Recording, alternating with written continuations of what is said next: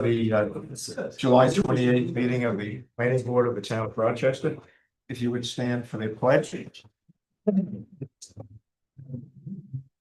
I pledge allegiance to the flag of the United States of America and to the republic for which it stands, one nation, under God, indivisible, with liberty and justice for all.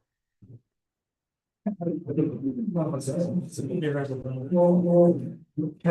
call the roll. Chair Jones is here. Member Nelson, it's been delayed, he's had a fire. Member Kolzinski. Here.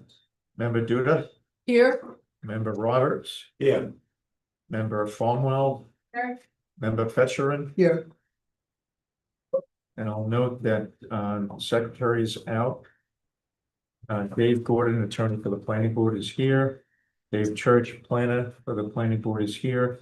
Greg Bollner, the engineer for the planning board, will be joining us about 7:30. So, okay. Couple of upfront items. So I have, or you had from last meeting, minutes of the 6/23 meeting that were handed out. And they were in the Google Drive. If you've forgotten what they said, hopefully you had a chance to go through them. So I'd like to do tonight, are there any changes that anybody wants to make to the minutes? I have one comment, that was to add page numbers, And what number? add page numbers. Okay, Bottoms. we'll get that done for, yep, Yeah, and I send you yes, yep. Okay, I'll entertain a motion I think about. to approve the minutes from June 23rd. Hans makes the motion, second. I'll second.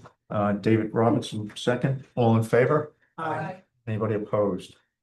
So 6 in favor and 1 absent. I don't have the 7/14 minutes. I hope to have it for you to look at. I don't, so I will get it to you in the next day or two and we'll vote on it at our next meeting. Which brings up the next item on the agenda. I'd like to cancel the meeting of 8/11, which is in 2 weeks. A number of reasons. One, Dave Church is not going to be here. Greg Bollner is not going to be here. Peter won't be here. I'd like to get out of Dodge for a few days, so it just seems like that's a good time to do it.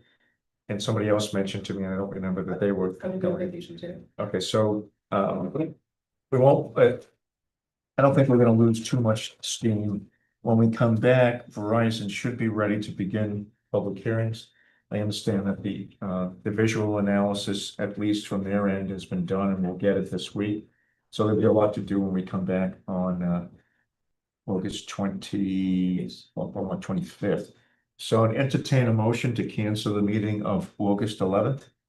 I'll make a motion to cancel the meeting of August 11th. Alina, I have the motion, second, Sorian. Any discussion? All in favor? Aye. Anybody opposed? And Peter's absent, so 6 ayes and no nays and 1 absence And the next meeting then will be on the 25th. on the 25th, Okay. right? Okay. And I don't have the I wanted to go over again the resolution with you all that you passed at the last meeting. It was a resolution for Ridgeview. I put pen to paper. If you remember, they withdrew their application or they suspended it.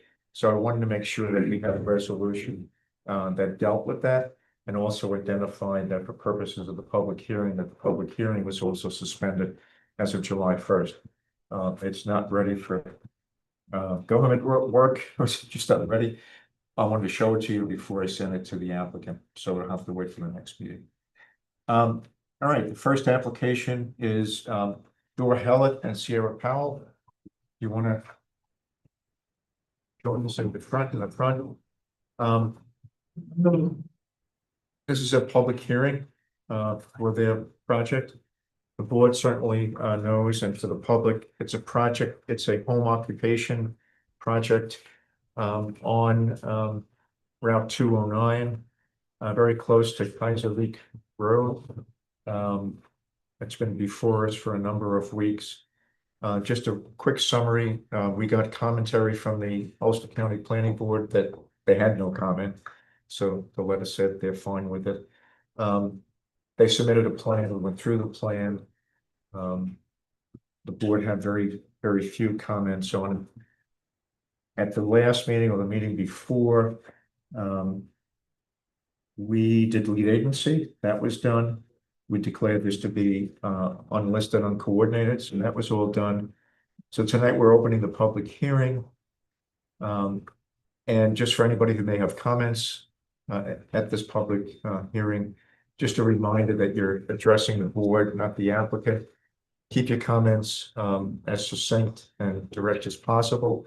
And we won't answer any questions. We have a habit, I have a habit of answering questions and engaging in a discussion. I'd like to set a different standard that we don't do that. So if you have questions, please try to frame them in terms of statements about the project, either what you like or what you don't particularly like about it. When we get into the discussion in the meeting, sometimes we will answer those questions, but I want to avoid the back and forth between members of the public and the board to the extent possible. So Jen, would you mind seeing if there are any signatures on the sheet? It's the sheet to the left. And it says, No sign. there's a sign-in sheet, no sign-ins? Okay, anybody want to speak to this project? Had the opportunity to have some of their produce and bread. So I'm really excited about this next step of what they're doing in business. Say it a little louder. I'm excited for the next step of their business, so I think it's a great idea. Thank you. Can you identify yourself? Costa? Yeah, my name's Costa Buscaris. I live in High Falls. S-I-K. Jen, you got that? Thank you. Anybody else want to speak to this project?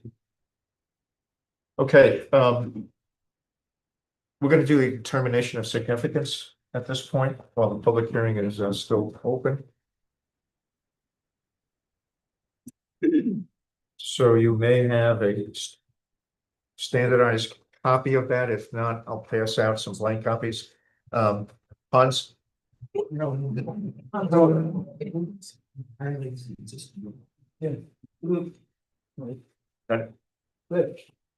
Also says it's type 2. You're right. Yes, sir. It's not an LOI, it's type 2. Well, but it's below the threshold in C in an existing building. But one of the type 2 categories is reuse of an existing building, particularly for commercial purposes, of less than a certain size. And this could be the type 2 exception that tends to swallow up an awful lot of things. And this is an example of that. There may be instances where reuse of a building, like for example, putting in a betting parlor, if that were a sports betting parlor, something like that. Could generate a lot of traffic and cause problems, but still by definition, it's type 2. And this is, I said before in some other context, this is a function of DEC just becoming much less interested in using seeker for what they would consider to be marginal land uses, but they're not always completely marginal, depending on what they feel about this particular project. But one of them is you're going into an existing building, no matter what you're doing there and what the impact might be, it's going to be type 2, as long as you're not significantly expanding it. Okay. Is that right? Yeah, there's a square footage threshold.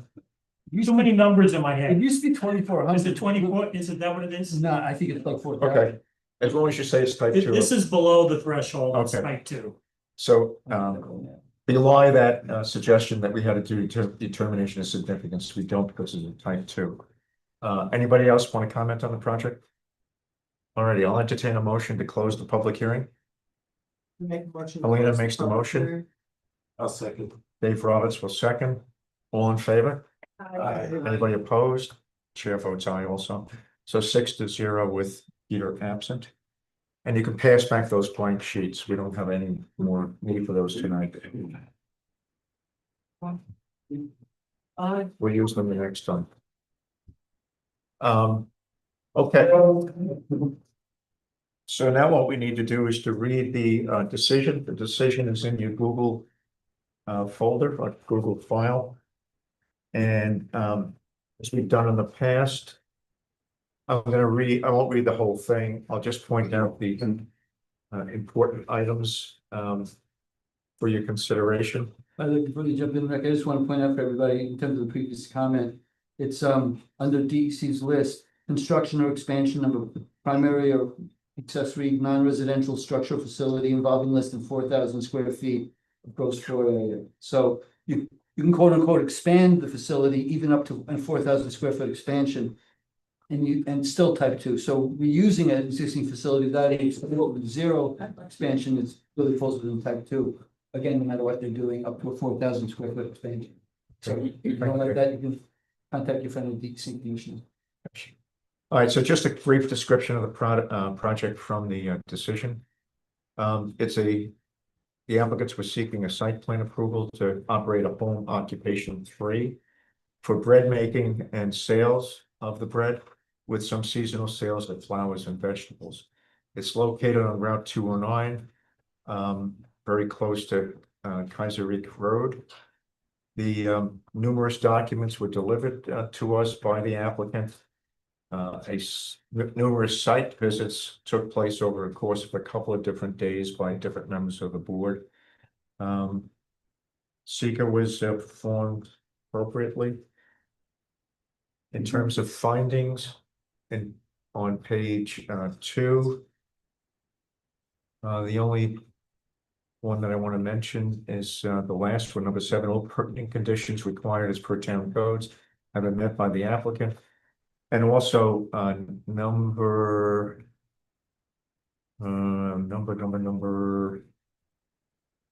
it's either 2 or 3, but we had gone through all the requirements for a home occupation type 3, and the applicant met all those requirements and has agreed to continue to subscribe to the things that have to be done according to code for that particular use. General conditions of approval, I won't read these are standard fare. Right. You have to make one amendment. There was one public comment. Exactly. Okay, on number 6. Where I put the note, number 4 under notice of public hearing. I'll edit that to say that there was one public comment. Okay. What number do you have It that was as? positive. It's on page 2. It's marked in anticipation. There's a margin note, Yes, I see it. not, because this was written before the hearing was over. Okay, so you'll make an adjustment for that? Sure. Okay. Okay, very good. So on page 3, general conditions, they're the standard fare that we use. Specific conditions of approval, I'm gonna go through some of these. Number 2, applicant has stated that home occupation will include on the site the sale of products year round, up to 3 days a week, up to 6 hours a day, and between the hours of 9 a.m. and 6 p.m. So it's a relative minor hours at this point in time. Any changes to the schedule shall be noticed to the town code enforcement officer, who has the discretion to approve the changes or to refer the proposed changes for approval to the planning board. The applicant will coordinate with the town building and fire inspector. So when you go in to get your all your appropriate permits, they're going to do a fire inspection of the facility. So that is going to happen. The planning board on July 14th approved a waiver modification to the parking standards as per town code 140-17 for use of gravel and wood chips as a surface as opposed to asphalt. So to create some percolation. Dedicated, number 5, dedicated parking signage and exterior lighting will be shown on the submitted site plan, which it is, and shall be consistent with the documentation cited above and compliant with all applicable standards as per the town zoning. Number 6, an unilluminated single freestanding sign is approved, consistent with the sign graphic cited above. Placement will be consistent with the site plans. 7, 1 ADA fully compliant parking space shall be provided. And number 8, your surveyor slash engineer needs to record all of these items on the, final plat map. So once he does that, you can get the map to me and I'll sign it, and then, you're done. You don't have to bring it to the county. Site plans stay here. They don't go to the county. Okay, on page 5, the Town of Rochester Planning Board further grants authority to the chairman in consultation with the town planner and/or code enforcement officer to approve minor site plan changes of a ministerial nature which may arise due to unforeseen circumstances in the project site development. And I do mean minor, if they're major, and we don't have any definition of one versus the other, but moving something around, which I doubt that you're doing, but if you were to move a sign from one place to another, I would consider that minor. Anyway, something we've added to avoid having to have projects come here and go through a month and a half, 2 months worth of adjustments when the adjustments are extremely minor. The site plan approval and/or special use permit shall remain effective as an authorization to establish the use for a maximum of 1 year from the date of approval. Planning Board has the authority to grant an extension within the 1 year time frame in writing, provided the applicant has diligently pursued the implementation of the plans. Such extension shall be granted in 6-month increments up to a maximum of 4 increments. Absent such an extension, the site plan approval and/or special use permit shall be deemed to have expired at the end of any of those extensions that might be recorded. Effective approval, this site plan amendment approval and associated conditions shall be binding upon the applicant and all successive owners of the land, so long as such uses shall occur. Signed decision shall be delivered to the town clerk within 5 days of said decision by the planning board. 3, the owner shall have the responsibility to deliver 4 final site plan maps to the planning board office for signing by the chair within 30 days of this decision. 1 map goes to the owner, 1 to the building department, 1 to the assessor, and another 1 to the planning board file. Draft resolution was prepared by the chairman and/or town planner, was read and discussed as needed by the planning board in a public meeting at the time and place of adoption. Motion made by, I'll entertain a motion to approve this.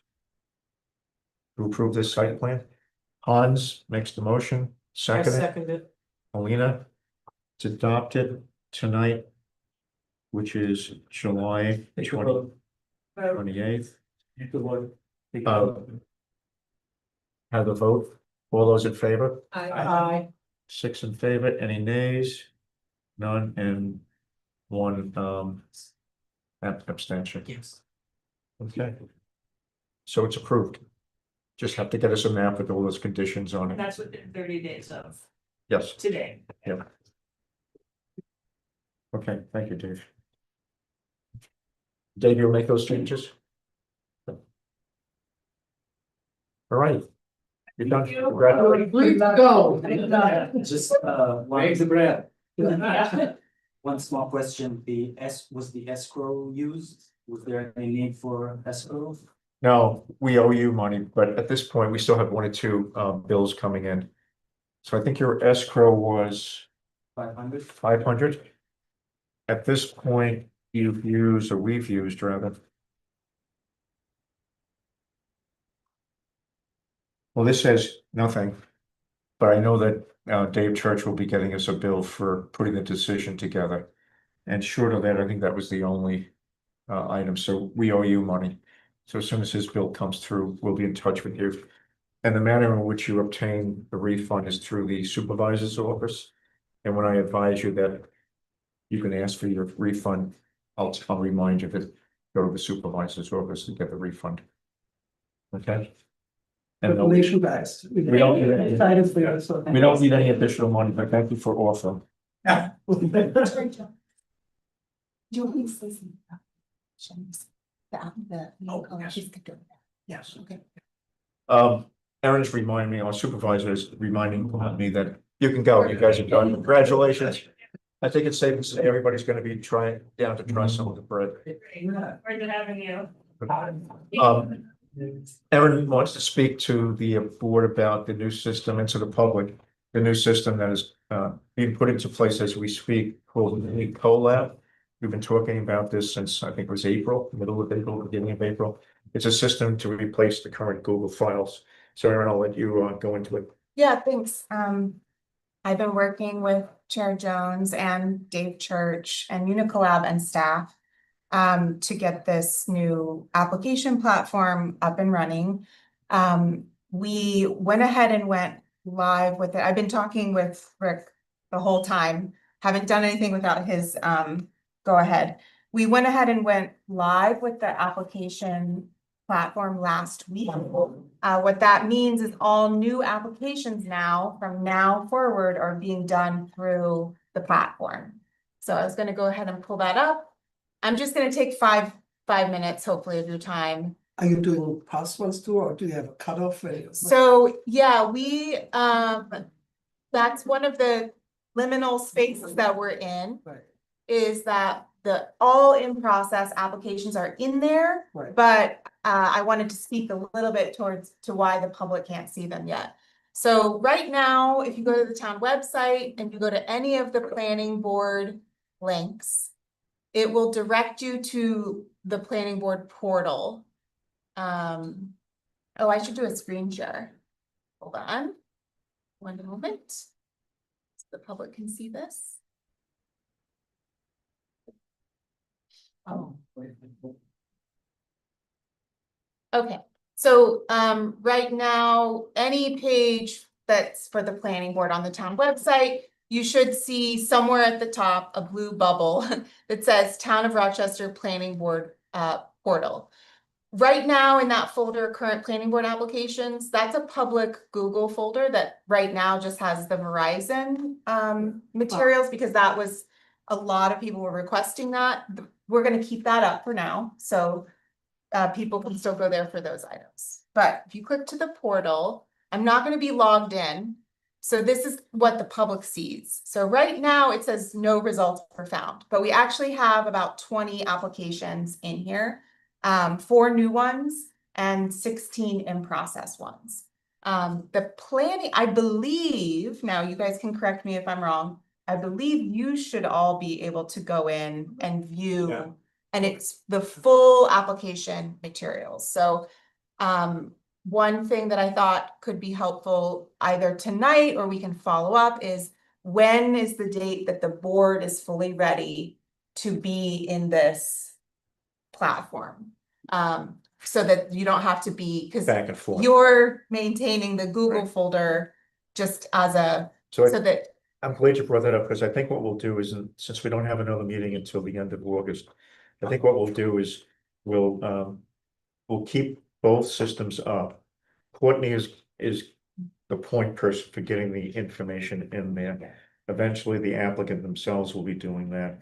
And I'll continue to update the Google file. So at the same time Courtney's updating, I'll keep going with the Google Drive, at least for another 2 weeks. I think at that point, what Courtney and I have to work out along with Dave is there's some dates on the files that are in there in Unicolab that were just selected arbitrarily. So we have to go back and update some of the dates. So that has to be done, so it's easier to find.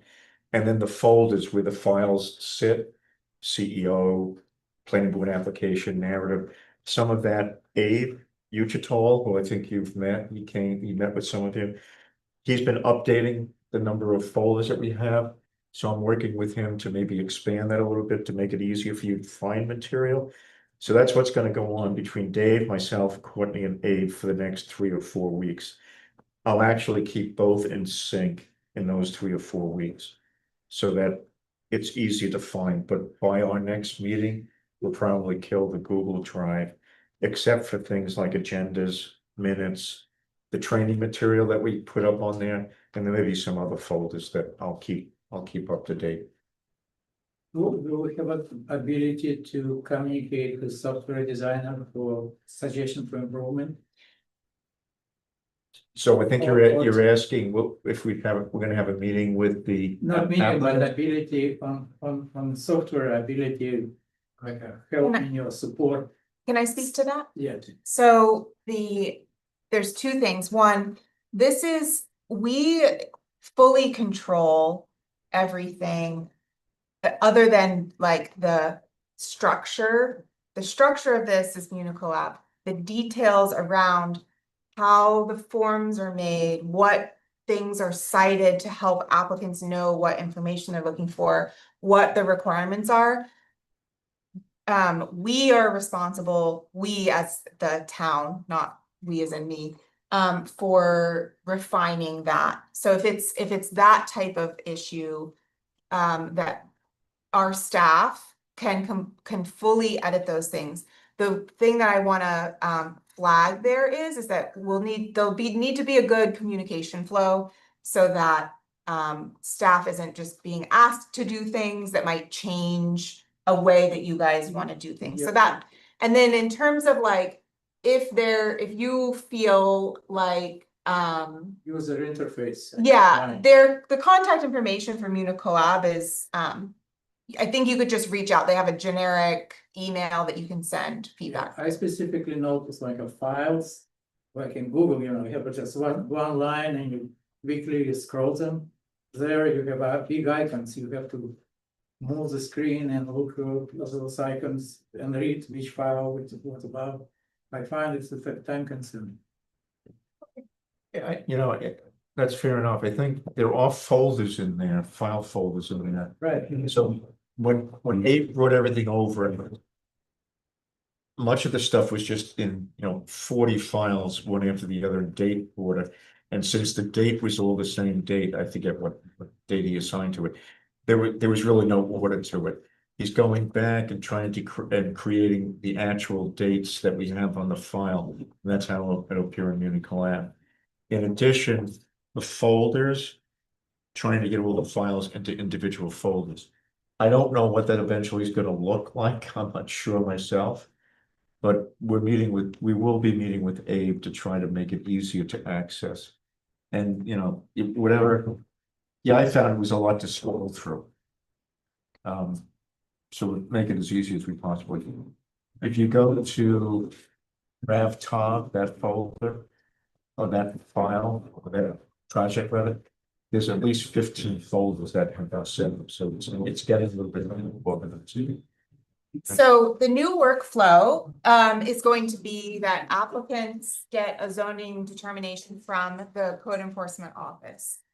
The staff there, instead of it going immediately to the planning and zoning office, the staff there will then send the applicants to the Unicolab platform, sending them a link to the application they're supposed to fill out. So all applicant representatives and planning board members, in order to see everything, creates a user account.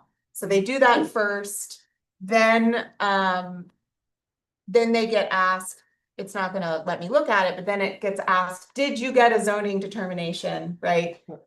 If the answer is yes, then you can move forward. So then the code enforcement staff will shepherd the applicant through that first part of the application process. That's what you have deemed your requirements for how to get on an agenda. So they're gonna go to that part right now that's our plan right now. Then once it gets on the agenda, it's sort of how things have happened in the past, except everything will be submitted through this platform. So applicant submissions will come in through this platform. Right now we have it set, I believe, so that Chair Jones and Dave Church have to approve those initial applications before you guys even see them. So that's one, you won't be getting lots of emails until all those items are submitted and they've said, okay, it's ready for an agenda.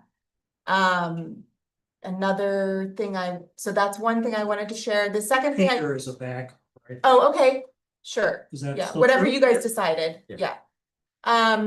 The other thing I wanted to share is, currently those in-process applications that you asked about. We are very excited for this platform to make this process very transparent for the public. it's sort of built for submissions to happen that would then have an automated workflow of them either being public facing, or if it's some information that should be redacted or shouldn't be available to the public, it's hidden. Abe took everything that you guys had in your folders and uploaded it into individual applications, but it was our old way of doing things. So the issue I'm running up against is there's personal contact information in those documents. So I will be working with Chair Jones and Peter to talk about how we want to get all those applications public the quickest way possible. It might mean that we need to turn off certain documents for those applicants so that everything else that's complete, that has no issues, can be available to the public faster. I don't know if what I'm saying is making sense, but it's just a little hiccup that we discovered today. My office, I have a clerk who is working on that end of it. So she's communicated with all the applicants, sent them the instructions, and is directing them to put questions towards staff in those departments, but is just assisting in terms of getting that task done. But after this transition period, hopefully my office won't be involved at much at all. But I'm really excited. Thank you guys for requesting this. And I am looking forward to it being fully operational. So thank you.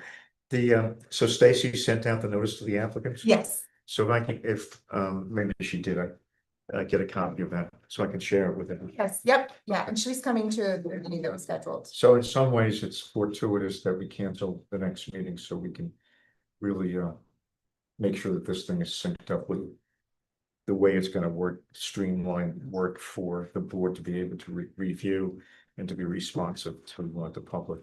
Then I think I also wanted to offer, if anyone wants a follow-up training or a follow-up review or is having difficulty, please reach out. You can reach out to Rick, and then either someone from my office or the building department can do like a one-on-one to kind of see if there's any assistance that we can provide. You know, some of the neat things are the project doesn't go to the next stage unless the required documents are in place. Oh. So, that's all being done manually right now. The system has been wired for that. The applicant's responsible for putting the material up. And when it goes up, we get notifications. We being the board get notifications. There's a new item that's in the folder and what it is, what projects it's for. So that's different. Things like post-meeting letters, they'll still go out by email, but if there's anything in that post-meeting letter that's a new item that's been required, that'll be flagged to the applicant, and the applicant will get a notice or reminder that they have to supply something to the board in order to get onto the next agenda. So it takes some of the manual tasks that are being done by us humans out of it, and it's a little bit more rigorous in making sure that certain things get done. It's different. We just have to get used to it being different. I played a little bit with it, and I give you kudos. It's a really good system. It's really easy it's super user friendly. So Yeah. I think there's basically no learning curve. Yeah, and I think, It's pretty good. again, just to reiterate, anything about the form or requirements, categories, those are all our responsibility. We're also responsible for public support. So if the public has questions about using it, that goes to our staff. So that's just what our contract, I should probably share the contract with you, but the other thing I wanted to point out is the meeting document center is now also on Unicolab. So we have the list of planning board meetings for the full year, all the agendas and minutes and links to the meeting recordings are here. Everything from 2024 is going to stay on the town website, but we moved everything for 2025 onto this platform. Does it link to the YouTube? Yes. So, oh, there it is. Okay. And then I wish some of them were live, because one of my favorite things And is this page where all the projects will be on. They have little numbers and then you can see them on the map. And you can click on them on the map. And then it shows you all the parcel details and you can get into the application that way. So it's really neat. It's been a pleasure working with you on it, Rick. Good, thank you for taking the time to do this little dog and pony first. Yeah. Good. All right. Okay, so that's it. Okay. Okay, thank you. Thank you, Aaron. Thank you. Thank you. Thank you. I think it's gonna be consistent. Okay, any questions that I can't answer about community college? Okay, next project is Scott Field and Roseanne Sasso and the Accord Cemetery, Terry Ringler. This Mr. Field? Hi, how are you? Good, you? Good. Okay, so Terry, I think you were here at the last meeting. Didn't expect you this meeting. I thought you were gonna be salmon fishing. I came home just because I saw in your email, Oh my. you were worried that no one would be here tonight, So so I had gotten a hold of Mr. Field, so I knew. I drove really fast getting home, didn't get any speeding All the way tickets, from Alaska? all the way from Mexico. Oh, from Mexico, okay. Oh, You Mexico? No, Mexico, New New York. York. Oh. All right, so last time we saw, Just north of Rome. we saw this Mexico, New York, right? Yes. Yes, okay. Not Mexico, it's in, there's no sound that I know of in Mexico. Yes. Okay, so we saw this project last time. They're on maps at your place if you want to go through it again. But it was a fairly simple lot line change where the Mr. Field is getting rid of the easement over his property that was used for the Accord Cemetery, as I understand it. Very cool. They have a new entrance to get there and there's some swapping of property back and forth. They're getting 20 feet off the back of two of my faults. Right, and you're getting that easement down. Correct. So, and so tonight we're gonna read the decision. We're also combining two lots where my parcel will actually live, Right, 1.8 and the 0.5 acres. right, that's all listed here.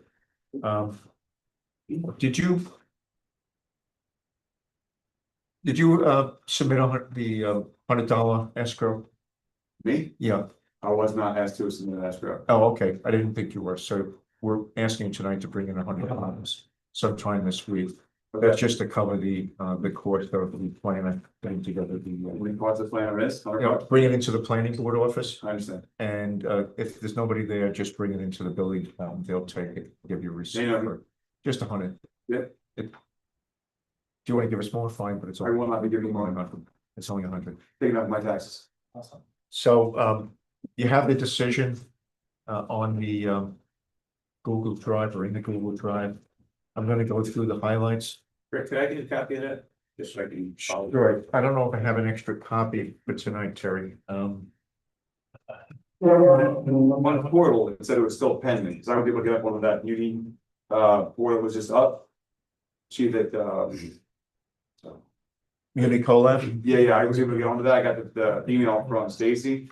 It said my, this event for me was still pending on that, just. Okay. If we don't have one, that's fine. I'll get you one, Terry. You know what? Dave, do you have an extra one? I don't have any. No, okay. I got a digital. That's what happens when you don't have the secretary, you organize it. Dave, why don't you read the, I'm gonna give Terry this copy. Terry, No problem. here's the copy, Dave, you have it on the, I do have it in front of me. why don't you read it? Terry, here's the copy for you and the applicant. Thank you. You're keeping some notes there, just make a note that member Nelson joined us at 7:10. Thank you. Okay, planning board decision 2025-27.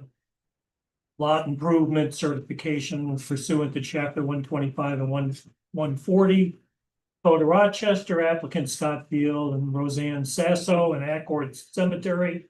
Owner Scott Field and Roseanne Sasso, parcels A, B, and C, and Accord Cemetery, parcel D. Reason for request, applicant proposes to consolidate two parcels shown as parcels A and B, and to complete lot line adjustments to allow direct road access and provide for termination of an existing right-of-way from parcel B to parcel D. Location tax parcels, you want me to skip the details, Rick? Yeah, skip the details, just get to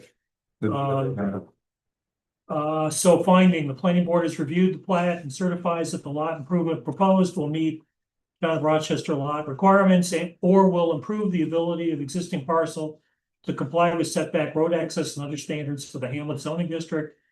And for recording purposes only, further represents an exempt lot improvement in accordance with section 5/125/18 of the Town of Rochester subdivision regulations.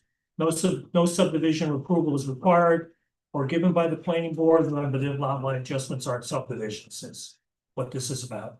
Planning board further grants the authority of the chairman to sign the plat certifying that the lot improvements for filing purpose without further resolution upon receipt.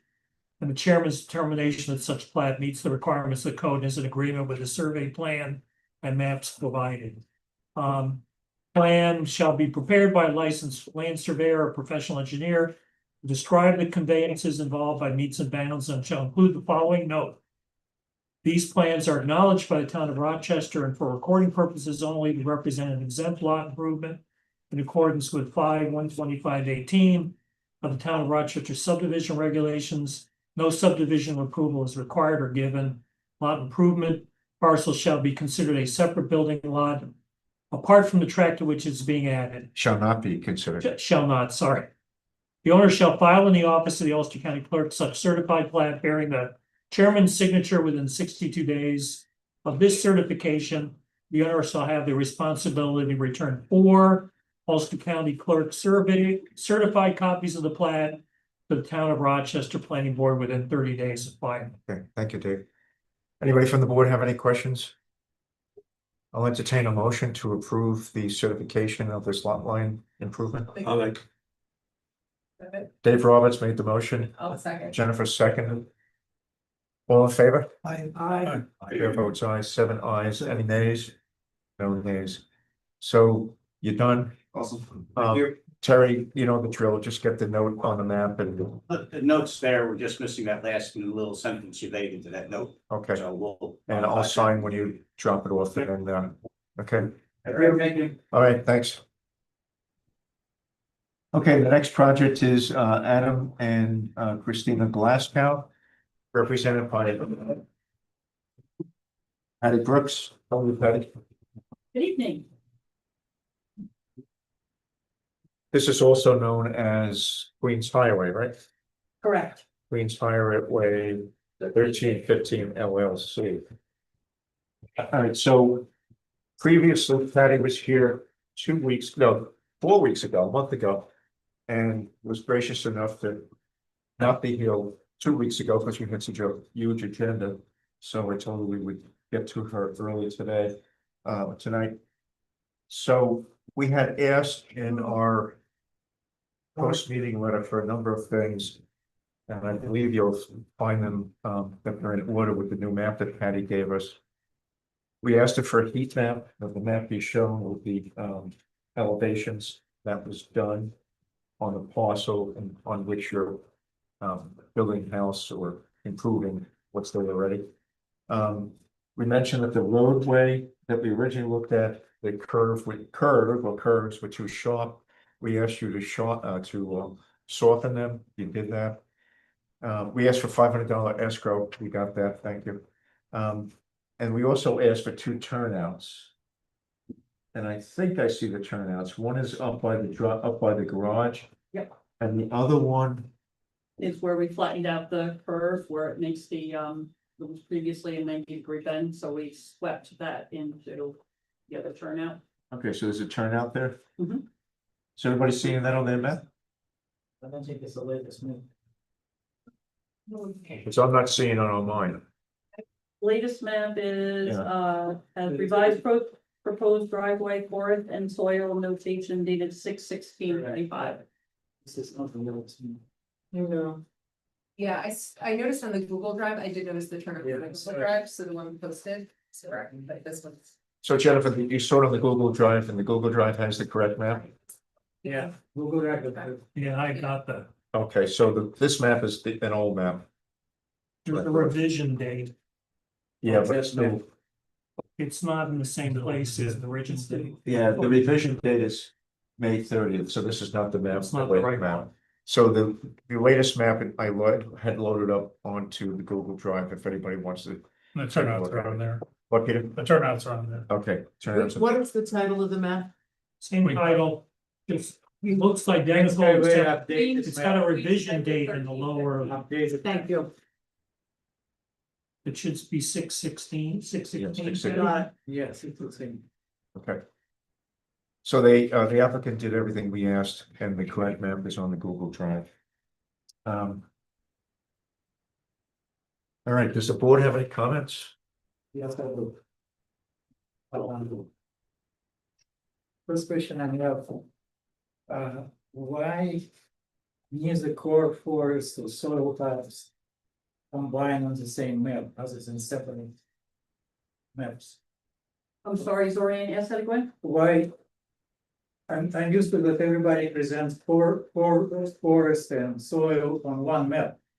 Rather than separate plans. We can add it to the map. We don't put that clutter on the map that gets filed with the county clerk, especially, you know, when you have a core forest that basically covers the entire property. You wouldn't be able to read anything else on the map. And then provide, But they don't, I'm sorry, interrupting you, they don't put them in color, if it's outline on the plan. So it doesn't, for consistency. It's my opinion, I don't know, it's somebody. Different opinion. What I also. Because already we have both items, they're just on different maps. Yeah, Right, And right, what we submit to the county, I think Patty's saying, we've seen it both ways. What she submits to the county is not gonna have that. have that. and I think I agree with Patty that it would make it very cluttered to have it on the same map. but how come it doesn't make any flow for any other, like, a bill present map, is just showing, it doesn't show that in colors. It's just showing the line, core forest. Or, soil type.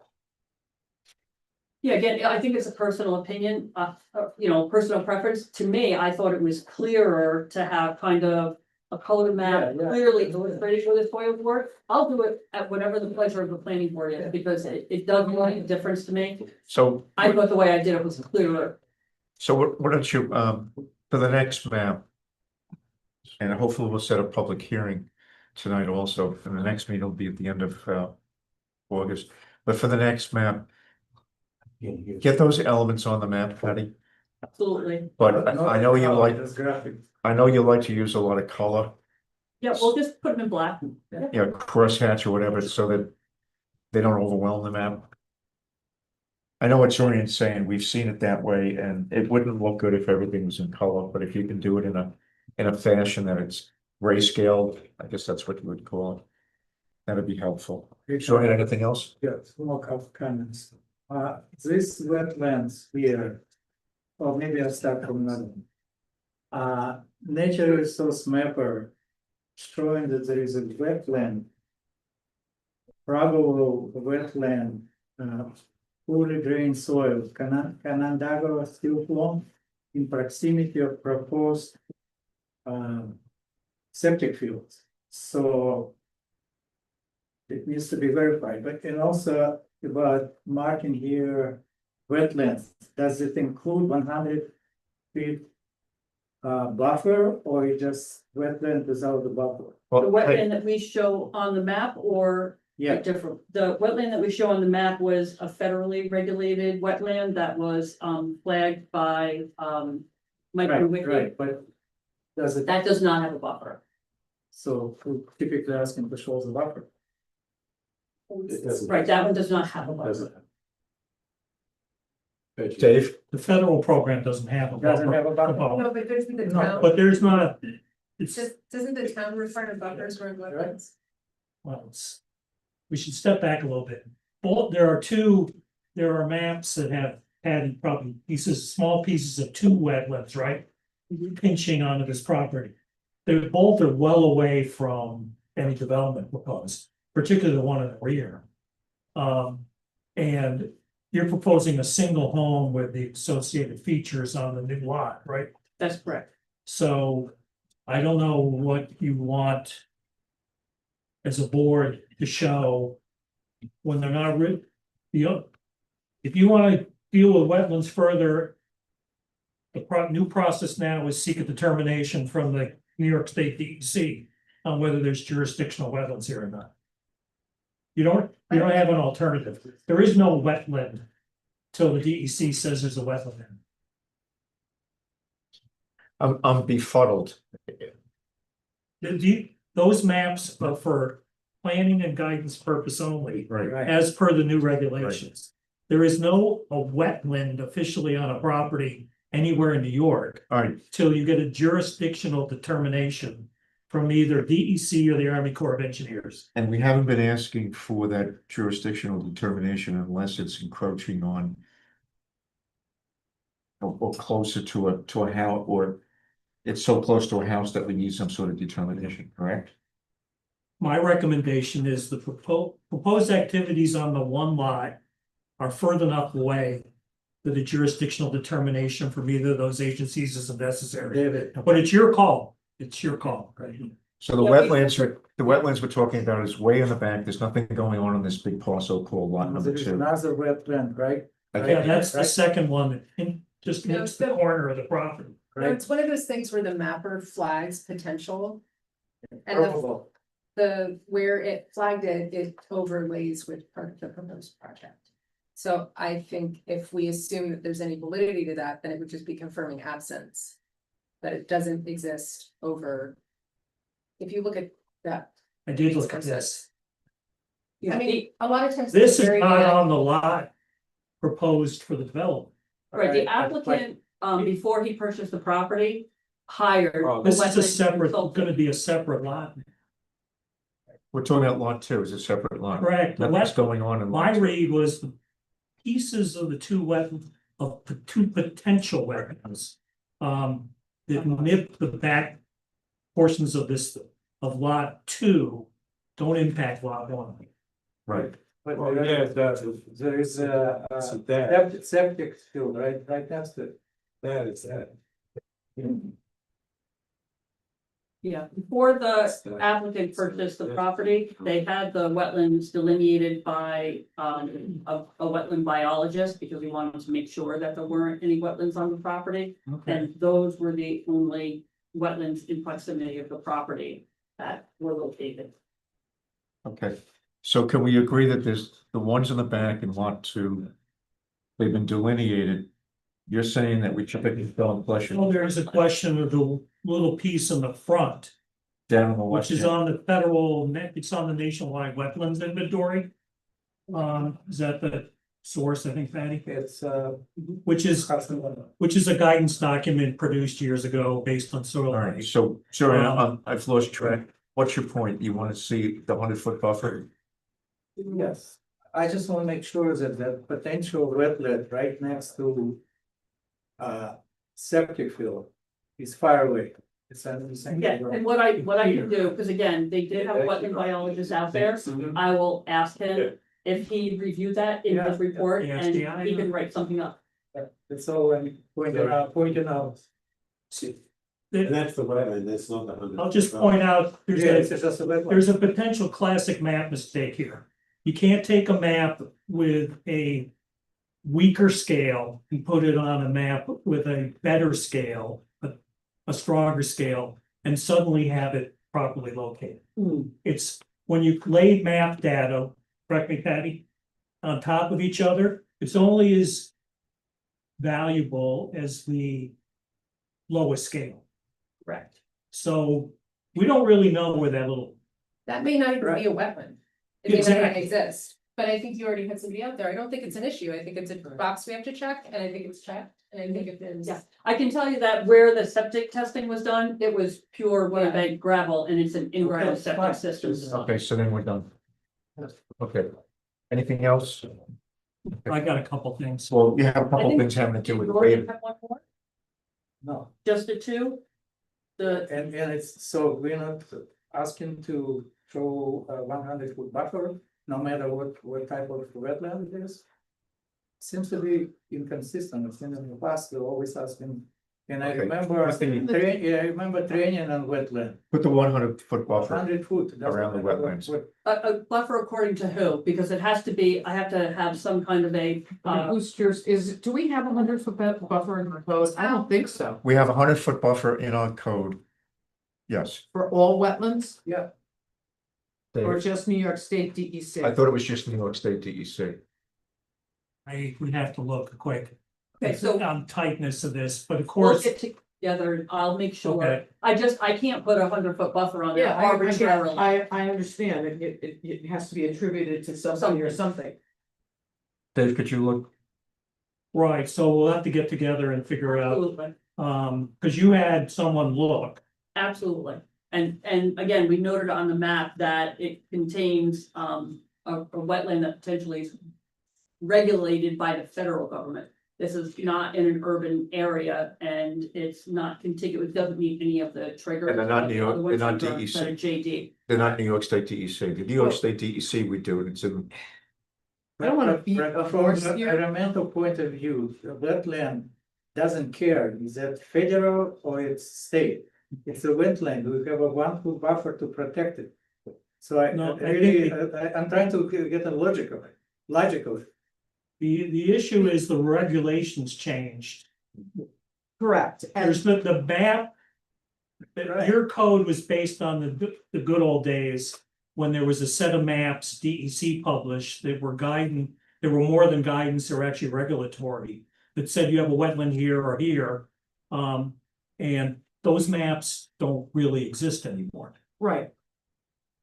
The way I understand this is the wetlands were delineated by Mike Nowicki in September September 2024. of 2024. So they were looking at the wetlands with that lens, the pre-2025 that laws now changed. I don't see the action here affecting these wetlands, so I don't think it has to go to, back to the DEC for a jurisdictional determination as per 2025. I don't either. Yeah, I agree with that, it's only But an effect. I would like to know what I'd have to revisit our town code just to.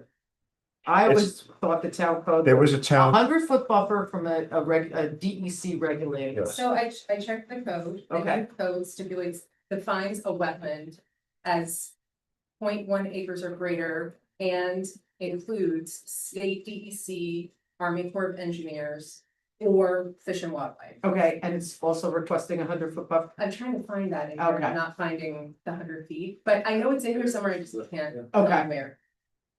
all right, if Probably we, subdivision. But none of that regulations. really applies here, I don't think it matters. Yeah. I agree with you, I think we're outside of any issue there.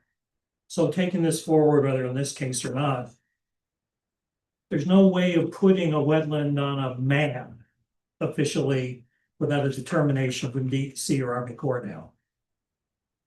okay. So we're gonna skip it. Well, we'd have to get one of those two things to be able to locate a wetland on a map. Because if you don't know where the wetland is, you can't put a 100-foot buffer on it. It might not need them. And you've already delineated what you know to be wetlands. That's good enough. In my mind, we're gonna stop there. It's not as if it's good enough. Okay, but there's just some other items having to do with the new code. Dave, as I understand it, some waivers may be in order. One of the waivers has to do with one of the new sections. Section 125-12. Having to do with prime farmland. Why don't you go through those three items from your letter? Okay, so we've dealt with these recurringly now. There's a provision that if there's 3 acres or more of connected prime farmland, which includes farmland of statewide importance, which this property has, and you exceed that threshold, it requires that there be a conservation design option provided. Previously, and I'm suggesting in this case, the applicant might want to consider requesting a waiver, and the board might want to consider granting a waiver for, Yeah, we're only talking about one house. Yeah, I could do that. How could you? I don't know, but the code says if you've got 3 acres or more of prime farmland on one of the lots, you're supposed to do No, so that, Patty, to stay within the confines of the or code. get a waiver. Get us a A waiver. written waiver. That's number one. Number two, another section that was new, 125-22A. Dave, go ahead. This one says you have to leave the maximal amount of prime farmland undisturbed and contiguous. My review is the They met. proposal does. You met that, you're not disturbing.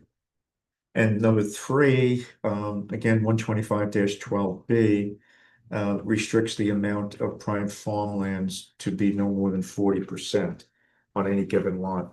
You are in excess of that. Right. So, and that's another situation where we might be asking you to move things around in order to not have that much prime farmland on that lot. It doesn't make any sense here in my mind. So would you ask for a waiver for that? Yeah, do they need to be 2 separate waivers, or can I add? On 2 the separate same, waivers on the same piece of paper, ask for both waivers. Get those to me, we'll add it to the file so that when we come back the next time that you will hear, the board can approve those waivers.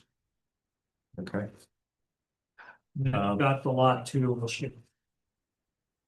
and talk to me about the lot two issue, Dave. Which Well- would, yeah, sorry, either put a note on there that it's not a buildable lot, or I can show somewhere on here based on the soil map. A potential house wall and septic. We wouldn't be wanting to get Board of Health approval at this point in time, as there's no construction proposed, but. Why don't you put a combination of that as well as an acknowledgement on the map that if you were to develop it, you have to come back, if it stayed as that one lot. Not subdivided again, but stayed as that one lot, you have to come back to the planning board. Okay. So a combination of it is buildable. In terms of soils, the septic.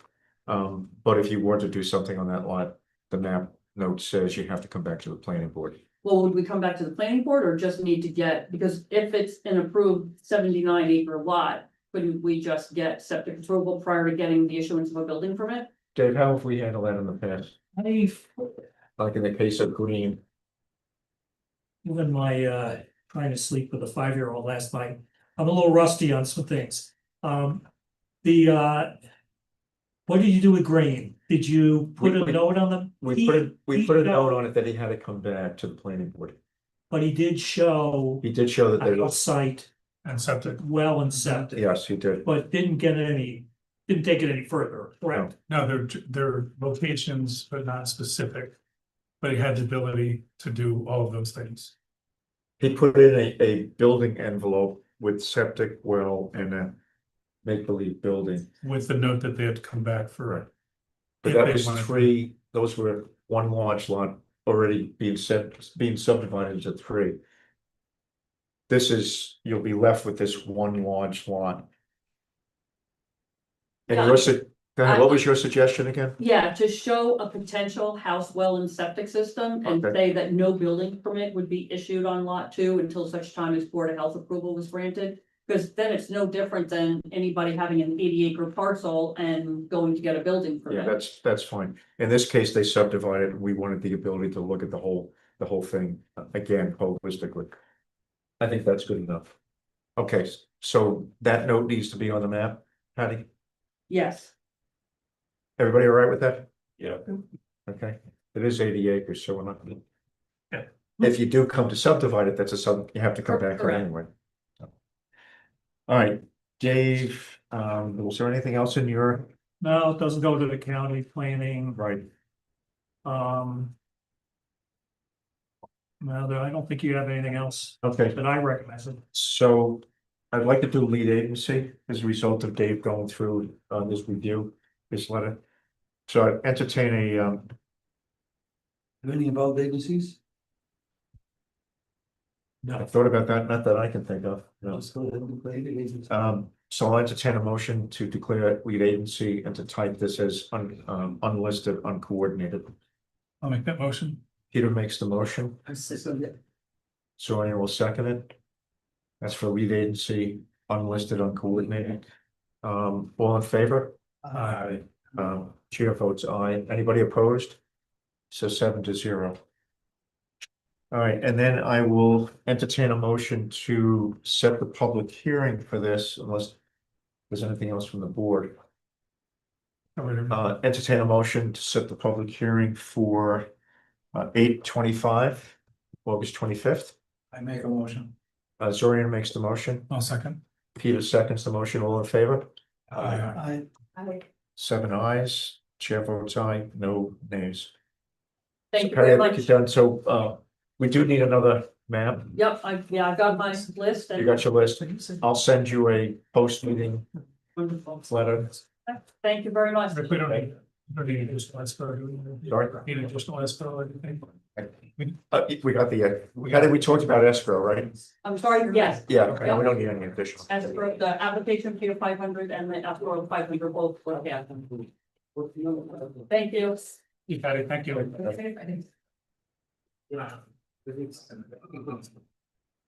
Just give me a minute to make some notes here.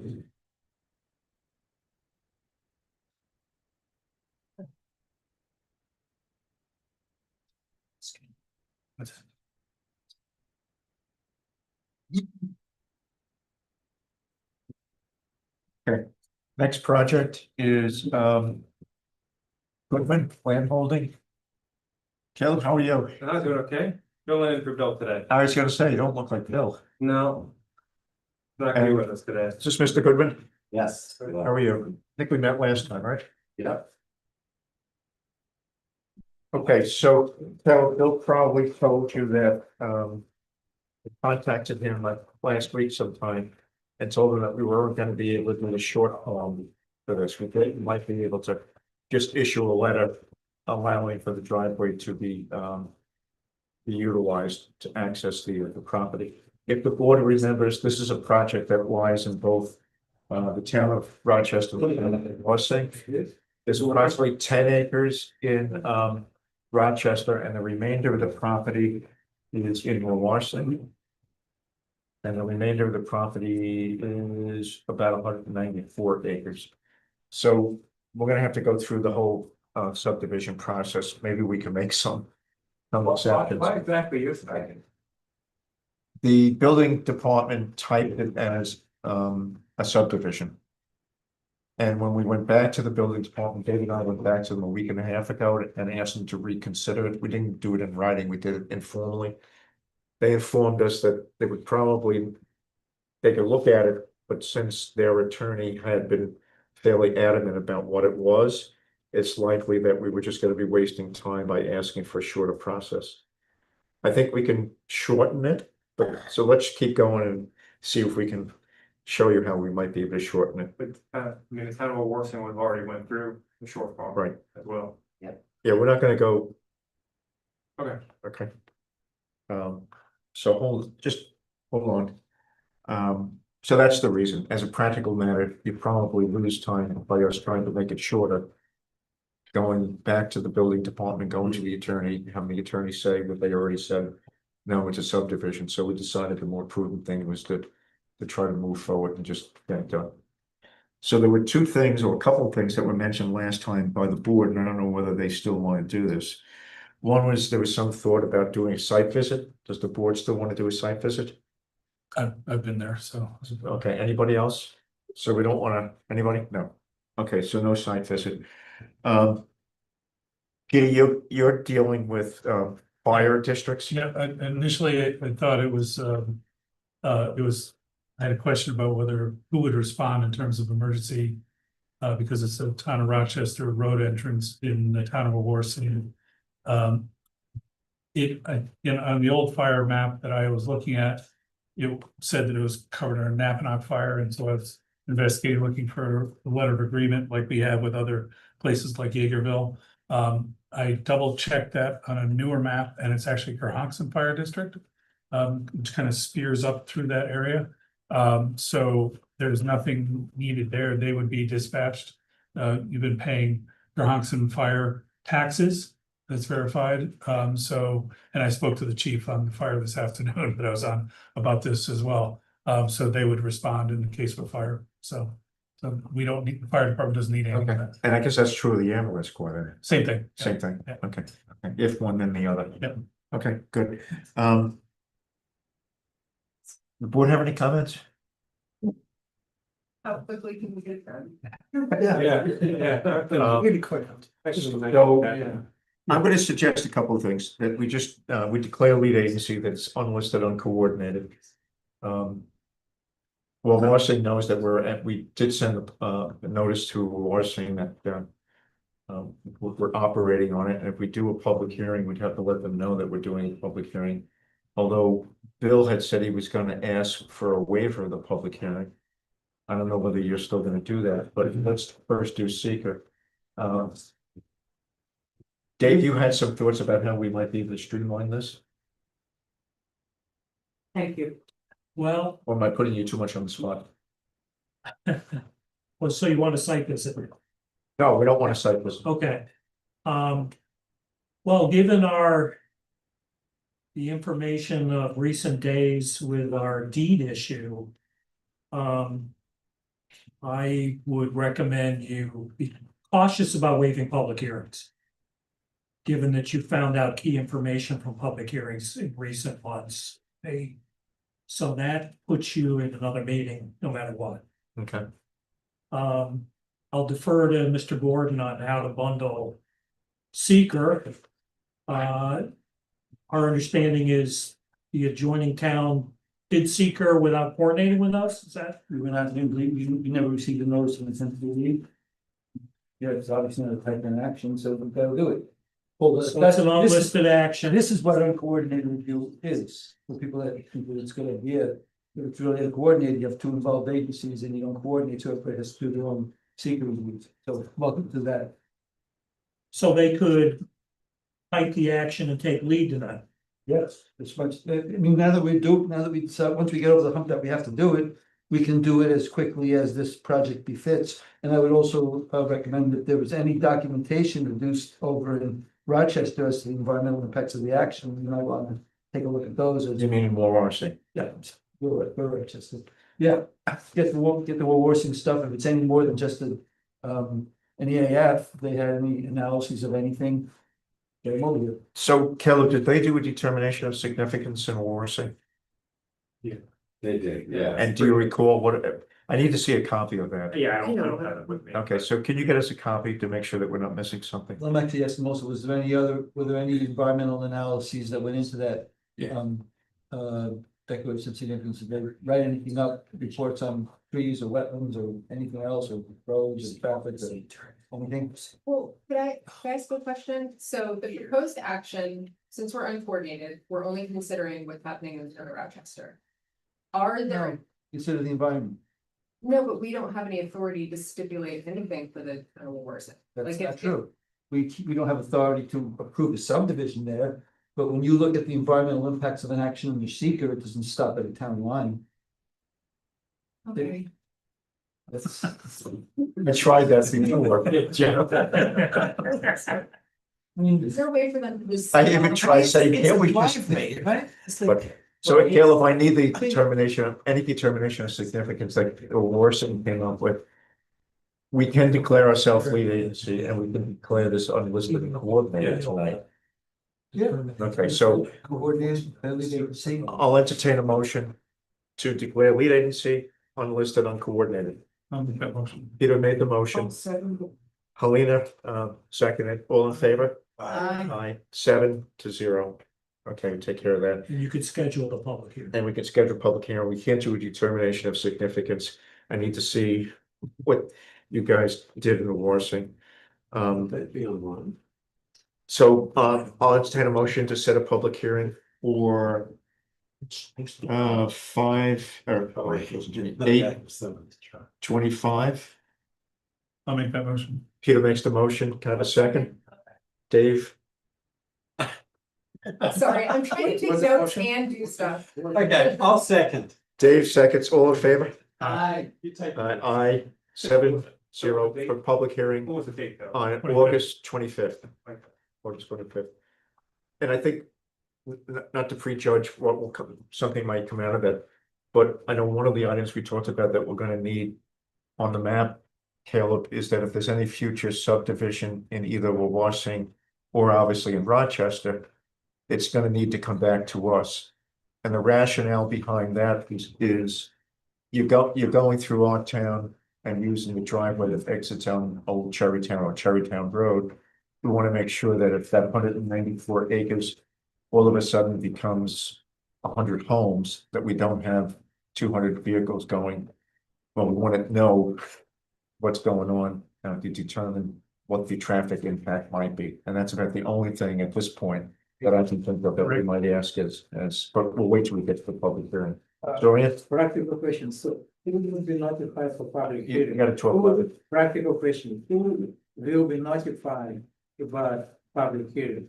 People 500 feet outside of this piece So of town or the rule is 500 feet on 500 feet of the property. He's asking, no, we need to go with the people in Warson. Is that what you're saying? No, in Rochester. Oh, Rochester. Yeah, 500 feet. What's that? And we need to send, Jennifer, make sure we note on that for Robin, that we need to send a notice of the public hearing to a Washington Town Clerk as well. And do we have to do it to the property owners in Worthing as well?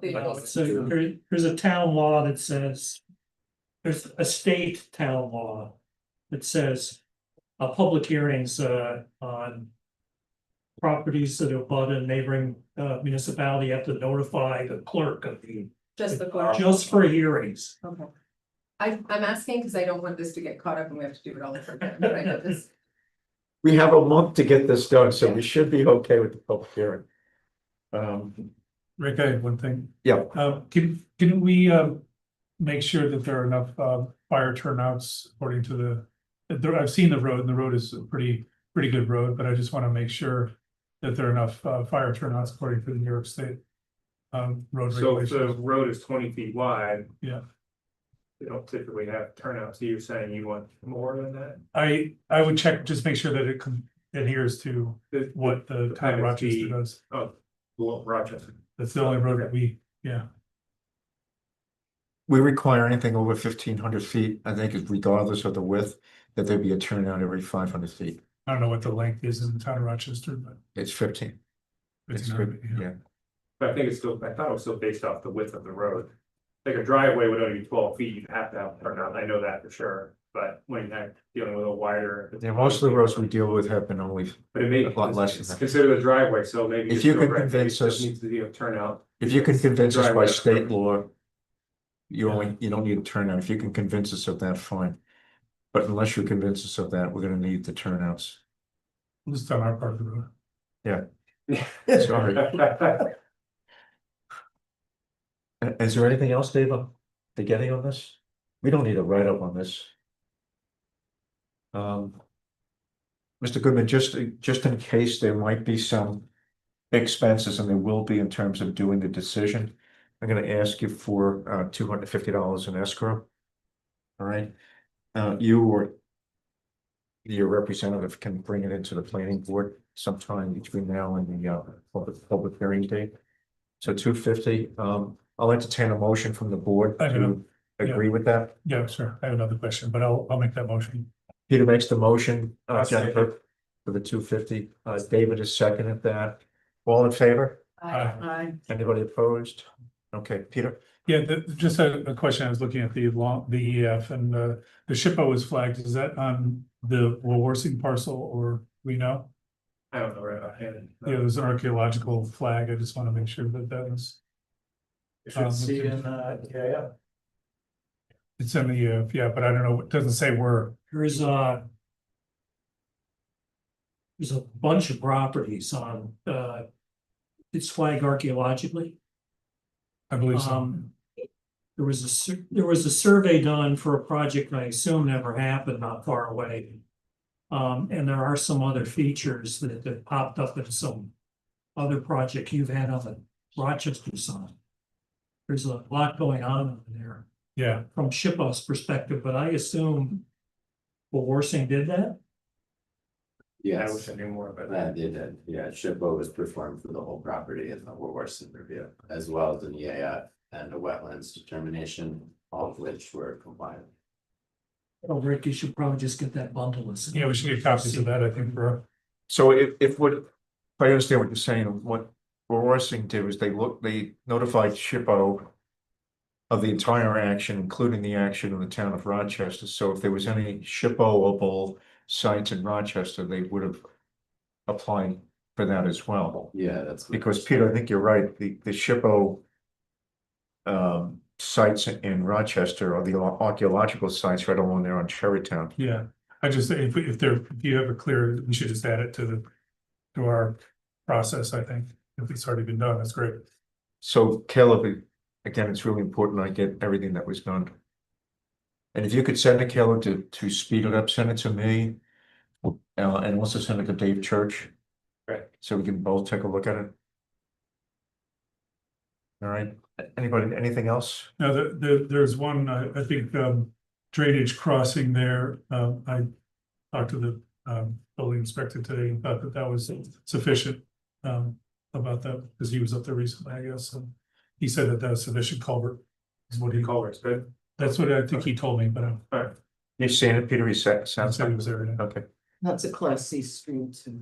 It is. Okay, so I think that's it. We have public hearing. We'll see you at the end of August. That's a question. Are there any waivers that they're submitting for? So that we can consider them. The 28th, 25th. Well, we didn't do a total review. There's probably prime farmland there. Yeah, there is prime farm. Dave, did you do a review? The mapping, they're not. And the challenge with this is there, other than. The driveway improvements, you're not doing anything in the town of Rochester, right? Right, yeah, and I don't think any of the prime farmland is in the town of Rochester, it's all in that field. Where they're actually. All right, so thank you, Jennifer. Dave, would you make a quick look? It doesn't have to be tonight, but Okay. let's take a quick look to see whether or not we need any waivers done because of the prime farmland. Okay, thank you. Anything else? I hope not, but. Is it possible to draft a resolution for the next meeting, or there's still? So depending upon how much, what's in what Caleb sends me. If there's nothing. That raises a flag for Rochester. And Dave is gonna take a look at it also. He's good at coming up with is there an issue? Assuming there's nothing, I don't see any reason why we can't do the public hearing and also have a decision ready. If there's something that's been flagged. Yeah. No, Or something comes up in the public hearing. yeah, Great. Good. Right. so the decision should be pretty easy unless there's some issues that come out of they did a full EAF, right? Yeah. It would have been a little easier. It could have been a little bit easier had they let us know that they had coordinated with us, maybe. Because then we would have been aware of whatever they were doing in terms of their EAF. If they coordinated with us and coordinated review, we wouldn't be doing this. Well, that's true too. We'd be under their make that. That's why we do coordinating. Yes, that's true. We would have been involved in their review. That's what they were saying. So unfortunately. And their neck deck would cover up. Well, that's good to know for future reference as close to my Why property. don't you tell them that? There's no value in coordinating review. Yeah. Unless you're the only unless you're the only involved agency, but. That's. Who would have coordinated? Would have been the board coordinated? I'm sorry, I can't hear you. Who would have done the coordinating? Because we were with them with the board. First, whatever agency first looks at a project, whether it's two planning boards, DEC, whoever. That agency can issue, if they choose, can issue a document called a notice of intent to be lead agency. And they circulate it to all the other involved agencies. An involved agency is not just an agency with interest or concerns, it's an agency that is essentially granting an approval or funding a project or doing the project. So it's a relatively small number usually. You send that letter around and all the involved agencies have 30 days to object, and if nobody objects, that's the lead agency. And that process means all the other involved agencies are committed, they have no more seeker authority. The only seeker review is a coordinated review by that lead agency. If you don't do that process, that's called uncoordinated review, and that means every agency within approval has to go through the seeker review. It's just not a good thing. And if you do it, if it's type one action, you must do that process of coordination. And if it's a smaller project, you don't have to, but then we end up in this situation. So every agency should either coordinate or determine that they're the only lead agency. And to coordinate, you send around that letter, and in 30 days, it's done. You don't even need to hear from the other agencies. The other agencies that have sent the letter can decide, no, they want to be the lead agency, but I can guarantee you, we would not have been the lead agency for 194 acres when we were in 10. Well, then in that case, they could, if they come to, obviously they went to Wawarsing first, and then Wawarsing could have just the planning board could have circulated. If they had come to us first, we could have still circulated it. Wawarsing planning board could have objected, which are like on that 30 days, and we probably would have let them have it. So it can happen either way, but you don't, and that's simple. You just go through that process and it's done. Otherwise, we're sitting here, and if there was another agency like DEC regulating a wetland, they'd have to go through it too. For no reason. Okay, Thank you. Thank you. thank you, Mr. Gordon. Thank you. Caleb, thank you. Well, I'm gonna stay in the seat. I'm gonna be here. Okay. Talk later. I wanted to mention tonight, I don't know, I think everybody knows Michael Coleman, one of the town council persons. So Michael is with us. Michael, in case they don't know who you are, would you wave your hand? He's our representative with the town board. So if you have any complaints. Talk to him. Good luck. Thank you, Michael. Okay, next project on the agenda is Meta. Oh, no, I'm sorry, Christopher O'Donnell. Mr. O'Donnell, how are you?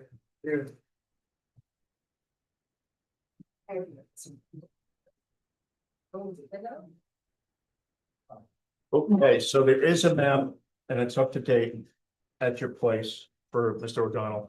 This is a lot line change. Caleb, why don't you explain to us what you're doing?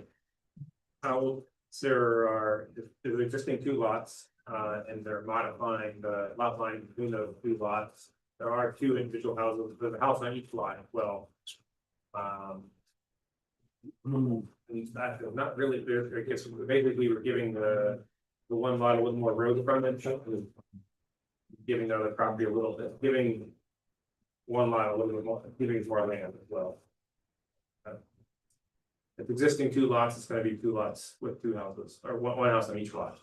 Does anybody have any questions about what they're doing? Go ahead, Doreen. I noticed that the CEO letter mentioned different sizes of properties. There's some mismatch what CEO letter says, what size of the property, and what the plan is showing. Saying that, like Ulster County Parcel Viewer? No, CEO of town of Rochester, when he wrote conclusion after the application, he wrote like a 5 point something and. 8.23 and 5.7. Right. Shows are the previous lot, these are just, yes, It's fine. there's not shown. in the But the plan. road will become, right? He got it wrong. Okay. CEO. Okay. Oh, gotcha. I don't know how important it is, but the wording in CEO letter is not represented what they're actually doing. You're talking about the proposed lot line, right? Uh-huh. That's the line they're proposing. Yeah, no, he's just saying that in the CEO's letter. That they got the. The lot sizes in the letter are incorrect. Oh, I'm sorry. So we'll just get it right. All right, Dave, can we okay. Could we contact we've had this before where the CEO misstates either a number, an SBL number, or misstates the zoning classification or something, so. I think so. I think we. It's just, I think what Jordan's bringing up is an internal issue between what was sent to us from the CEO. Yeah. So Dave, could we just notify the CEO and get a new letter with the correct numbers on it? It's R. So I should. Will result in the following new lot sizes. Okay. I really like the name of the project. For anybody who's not a Lord of the Rings fan. Lorien I was wondering that. is the name of in the ledger domain, there are 4 sets of dates the first world, second world, third world, and in the third world, which was made famous by the Lord of the Rings, the Fellowship, the Two Towers, and the Return of the King. When the Fellowship, you remember the movie? Of course you do. Everybody had to go to the movie. So when the Fellowship gathered with the elves, they met in Lotharion or Lothlorien. And that's where they set off to go to Mordor to get rid of the That's where the elves lived in. Yes, that's one of the places where the elves. Mike gave me the original 1974 drawing. And Okay. it's represented. And it was between the Misty Mountains and the River Anduin. I thought you just read. Slow down, Rick, so I I can don't just read. minute. You think I read this stuff? So anyway, I appreciate the acknowledgement. showing my age, the first time I read it was when I was in college back in 1970. No, 1967, I read the whole thing from cover to cover. In between doing typing term papers on a typewriter. Anyway, so I really appreciate the name. Having said that, where are we? Back here on Middle Earth. Okay, in Middle Earth. Any comments from the board? No, That's right, forward. This is a type 2, so we don't have to go through seeker. Let me see if there are any other notes that I made about it. Mr. O'Donnell, I think we got escrow from you, right? Yeah. Was it Well, I paid. $100, right? I think so. Yeah, okay. I'll check. If not, I'm happy to. We know where to find you. Yeah. All right, so let's set the, we'll make the decision. We don't have to set a public hearing. It's a lot line. So Dave will do the decision for the next meeting. The next meeting, we'll have the decision for you. It'll be on August 25th. Yeah. All right. So you'll still be around, like you're not, you're not sure if you're deploying again? Okay. Charlotte will be able to do it for you. Great, Okay, great. Thank you so much. thank you. Cheers. Thank you. And thank you for that wonderful name. Do we need to make a motion for the public? Yeah, hearing? public motion for the. No, we don't have a public hearing. We're just for Certain, No, we're not doing a public hearing. okay, No, we're gonna do the decision next, at the next meeting. You don't need a public hearing for a lot. you know. If I said public hearing, I'm sorry. I think technically, Lothlorien is the Elven Woods where Galadriel. I can't hear you. I'm sorry, Michael. Lothlorien is where Galadriel resides. Right. Rivendell is where they are before the ring goes off. Okay, You make a match. so Important clar- so Galadriel was there along with Celebrimbor. Celebrimbor. Right, okay. Elrond is in Rivendell. It's But it was between the Misty Mountains and Lake and the River Anduin, wasn't it? So, they have a planning board there? I don't know. I hope it's as efficient as ours. Thank you. Thank you so much. Have a great day. Okay, next victims. Eric, you back? You missed us, right? They came back to the epilogue. You know what, we take a 10-minute break. Fortunately, I know where to go. We're gonna take a 10-minute break. Yeah.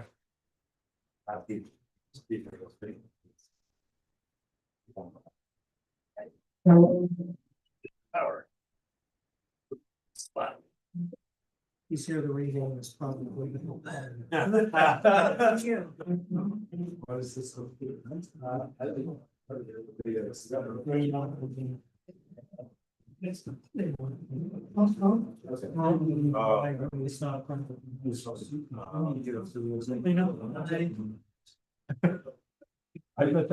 what you did. That was I about the same time. do a business school. Sam in the art of, I didn't go to business school until like that, to get. It's coming around. Hey, Rick. The gentleman in the back, we are doing a conversation, I'm still able to do that. We are, yeah. Okay, It's the last one on the panel. he just asked it. Yep. Peter, here's, do we have more? I gave you what I got from Dave, I didn't. We're gonna be in a 10-minute break. Okay.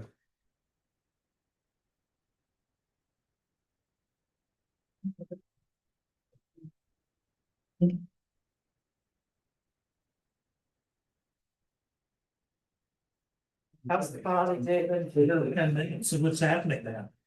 Take a little bit to get over. Going start. Then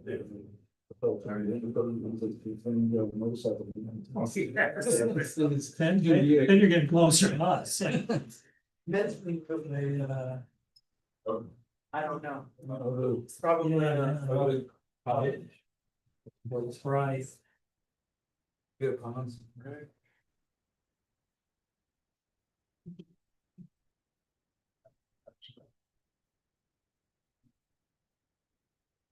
Have you gone on Unical app?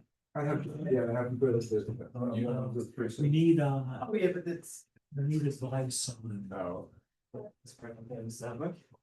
How much are you? It's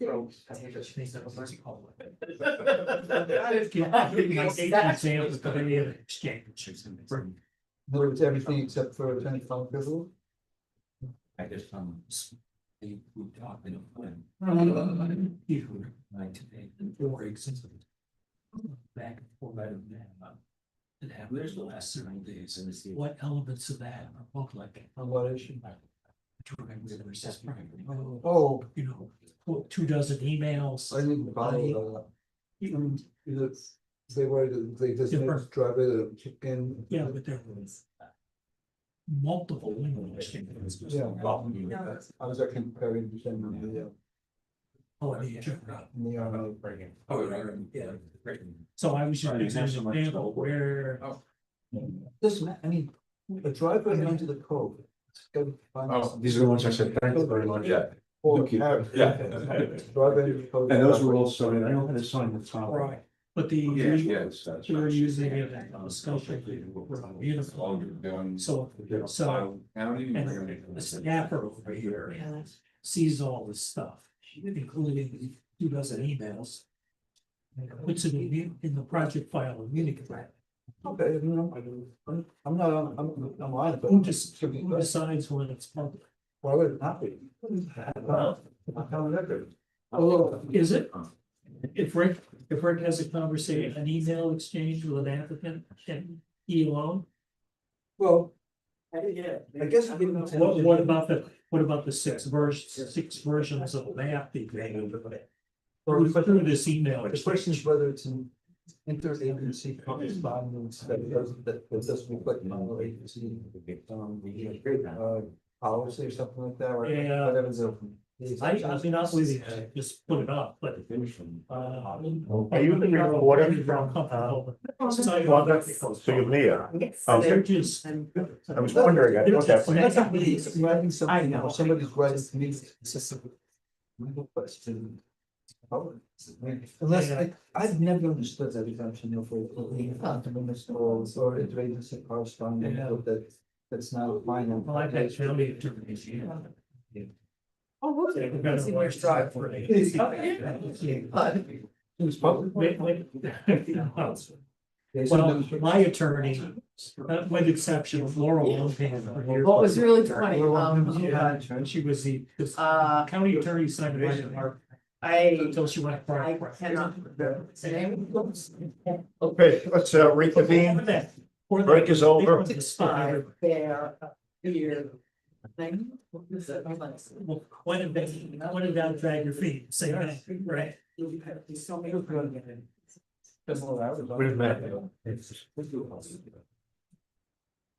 Right, so,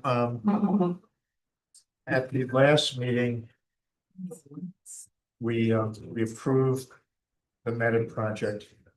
The meeting of July 14th. And the board indicated if they were okay with me working on with the applicant and Dave Gordon on the HOA, the RMA, and the letter of credit, the bonding.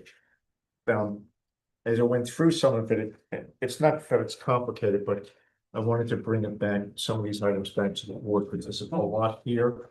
And not just take it upon myself to work on it without the board knowing what's going on. So that's what tonight's about.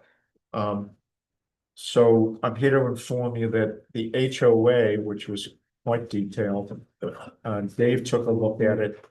And, as per his email to me, a few days ago, let's see. July 27th, which would have been yesterday. He indicated the HOA is okay, so you guys are all set with the HOA. The RMA, there were a few changes that he asked. You saw those. Just about the allocation of cost to. Well, yeah, this is, well, I do think, one was, I just like to have a direct, in an easement, granting the easement. You actually drafted it so that it was, it's a form I've seen before, but it's kind of odd. The agreement is a contract between you and the town, and you say these other folks shall have an easement. And that to me is ambiguous language. Are you actually granting one? You're saying, is that a statement of fact that they will have it one day? If it's gonna be an easement, grant it to them. They are hereby granted an easement. So it's just that suggested language. And that way it's an easement for them and it gets filed and everybody knows what it is. On the concern you're talking about is they had a statement which makes a lot of equitable sense, which is basically that all the landowners are going to pay, I suppose, to show it equally in the common road, and then to the extent there are driveways, they pay sort of their proportionate share by length in terms of the driveways as each is on it. And my only thought was, if you just throw that out there, number one, people aren't gonna know what their proportion is. Yeah. Number two, there might be discrepancies in how they get measured. And number three, you might end up with people actually fighting about it, or Yeah. it might be. After I saw your comment there, this was, I don't know, this was taken from a document with our attorney, and after I kind of looked at it after your comment, I thought maybe it's just simpler just to make Yeah, all a comment. If you do that Sorry. measurement, I'll keep it, yeah. whatever way you want, Yeah. and just put it down there, even if you were wrong, it doesn't matter. That's what it is, everybody sees the schedule, and then this, Yeah. it's just, it is what it is, nobody's gotta start measuring and discussing whether it is in this I rule, agree. that was it. Okay, But the overall is, even with everything we got, I still don't see a conservation easement. So that was the question I had, because Rick sent me a specimen for one of those. And it's between two private parties. I assume it's between a sponsor and a HOA. In that case, and it seemed not applicable to our situation, so I just want to be clear It's on, not applicable. we don't have a sponsor. Well, it's between the developer, the people who are creating these easements, and I mean, this is not an ideal situation, and perhaps the town code could be, the town does not accept responsibility for these, so ultimately comes the HOA become, unfortunately, the people that are. In the best of all possible worlds, you would find like the Nature Conservancy or somebody like that to take it, and that actually would also qualify you for the state, but you know, you got the proper size for the state, the state conservation easement program, which I think this is gonna be too small for that, but ultimately it's gotta be in the, we have to have there has to be some document. But isn't it it's on the map, right? On the official map of the subdivision, it says this area is a conservation, right? No, I mean, first of all, it's not ultimately gonna be enforceable, and anybody can come along and be subdivided. Second of all, what's equally important is the what does the conservation easement mean? What can you do there and not do there? Can you do nothing? Isn't it in the code, subdivision code? No, no, that's the point. Each person who creates a conservation easement, it comes out in different ways. You might be able to have hiking paths there, or you might, it's always, you can, crib from somebody else's easement, but we've got to have a document that you're saying that you're gonna commit everybody to that says, these are the things that we can't do there. And I can work with you more if you want, but it's a significant document. so what happened? Who are the two parties that are? The grantor, and again, in all likelihood in this situation, which is not ideal, but it's what we've dealt, the HOA would be the. Right, but they're the same entity, that's what's. No, there's an owner right now who's the developer. The LLC, it's the LLC. Yeah, and like, just like all your other. But the HOA, the LLC is gonna become the HOA, so it's a circular agreement. That's what. Then you can almost, okay, yeah, that's the problem we've got. Then it's just a statement of restrictions, which actually is useful. I mean, the key thing here is. The problem with the circularity is that there's nobody really to enforce it, and that's a whole separate set of issues. But setting that aside, before we get to enforcement issues, we need to know what the quote unquote law is. Now, this is not law that's drafted by the feds or the state or even the town. This is law drafted by you to cover this land. You're gonna explain to us how you're going to conserve it. So you receive. There's another term we've had that Matt's familiar with called conservation area. It's just a term that we made up in order to set some lands aside where they didn't want to do an easement. The easement actually gave you the opportunity to do the same number of lots, but just less acreage. And you move them around on a request in order to, so. And if it's an easement, there may even be some tax benefits, I don't know. But the easement. As long as the holder is like a nonprofit. Okay. So It's actually. there were three. Yeah, let Dave explain. Rick, Go ahead. as I understand it, however, there's no tax deductible opportunity if it's a condition of a permit approval. This is not voluntary. Also, the HOA is a holder. The IRS won't give you a tax benefit for a charitable donation of a conservation easement. It's a requirement of a permit approval.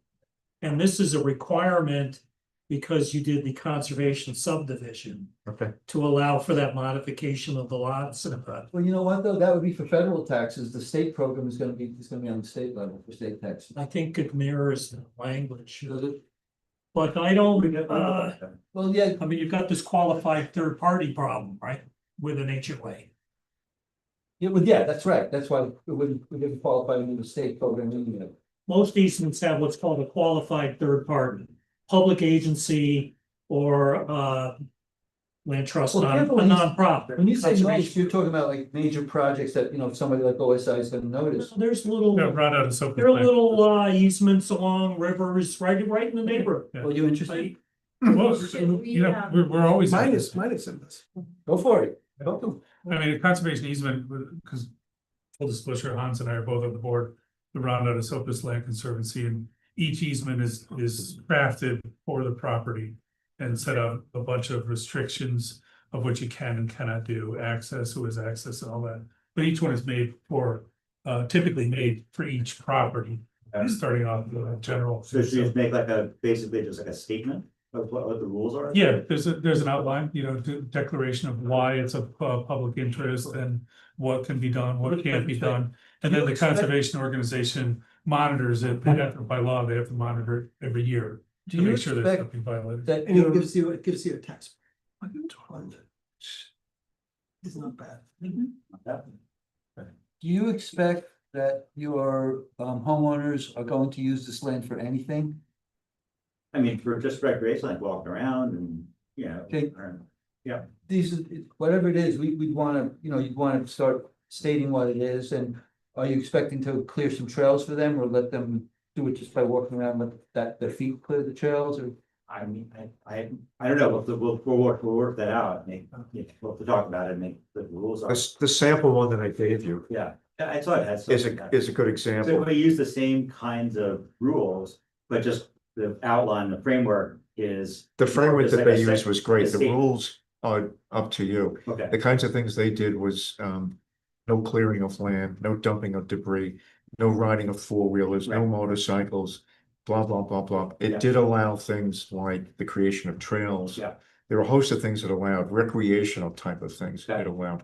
that's great. Um, So that, There's provisions. It has to be permanent. Your code says it has to be permanent. And what they call a term easement, right, lasts for 10 years Yeah. or whatever. This is, I'm just reading from this town's code, has to permanently restricted from further subdivision. So I just wanna say those notes are all written on the plan, so should they stay on the plan and take it off? Because there's gonna be the separate document. But that section of the code, the 125 dash What is it? 1N2. Are you saying that in the decision, we required you to list that code on the map? Throughout the development of the plans, these were requested to be on. because the subdivision code has a lot to say about use of a conservation subdivision, it needs the conservation easement. In a conservation subdivision. So once you declare that this is a conservation easement area. Then those provisions should just immediately apply, I imagine, just. Yeah, I'm trying to remember what we've done in the past. I think we did put the requirements on, we had those on the map. We also had the requirement. But you still need a document. For the Okay, conservation so easement. just put the same information on the document as well.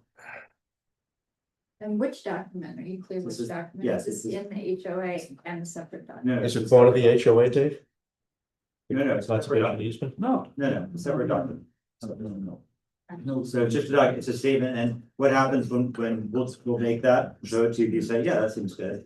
Then it just gets Well, filed. clear, we're talking about a statement of restrictions. Yeah. That gets recorded. I think recorded with the deeds. Yes, that becomes a restriction on how the HOA and how these individual landowners can and can't use this land. Okay. So it's a fairly standard thing, including in our code, and Okay. it's the way you govern land that is meant to be preserved for the benefit of nature and for the public. Okay. In this case, it's not always the public if it's privately owned, but it restricts the ability to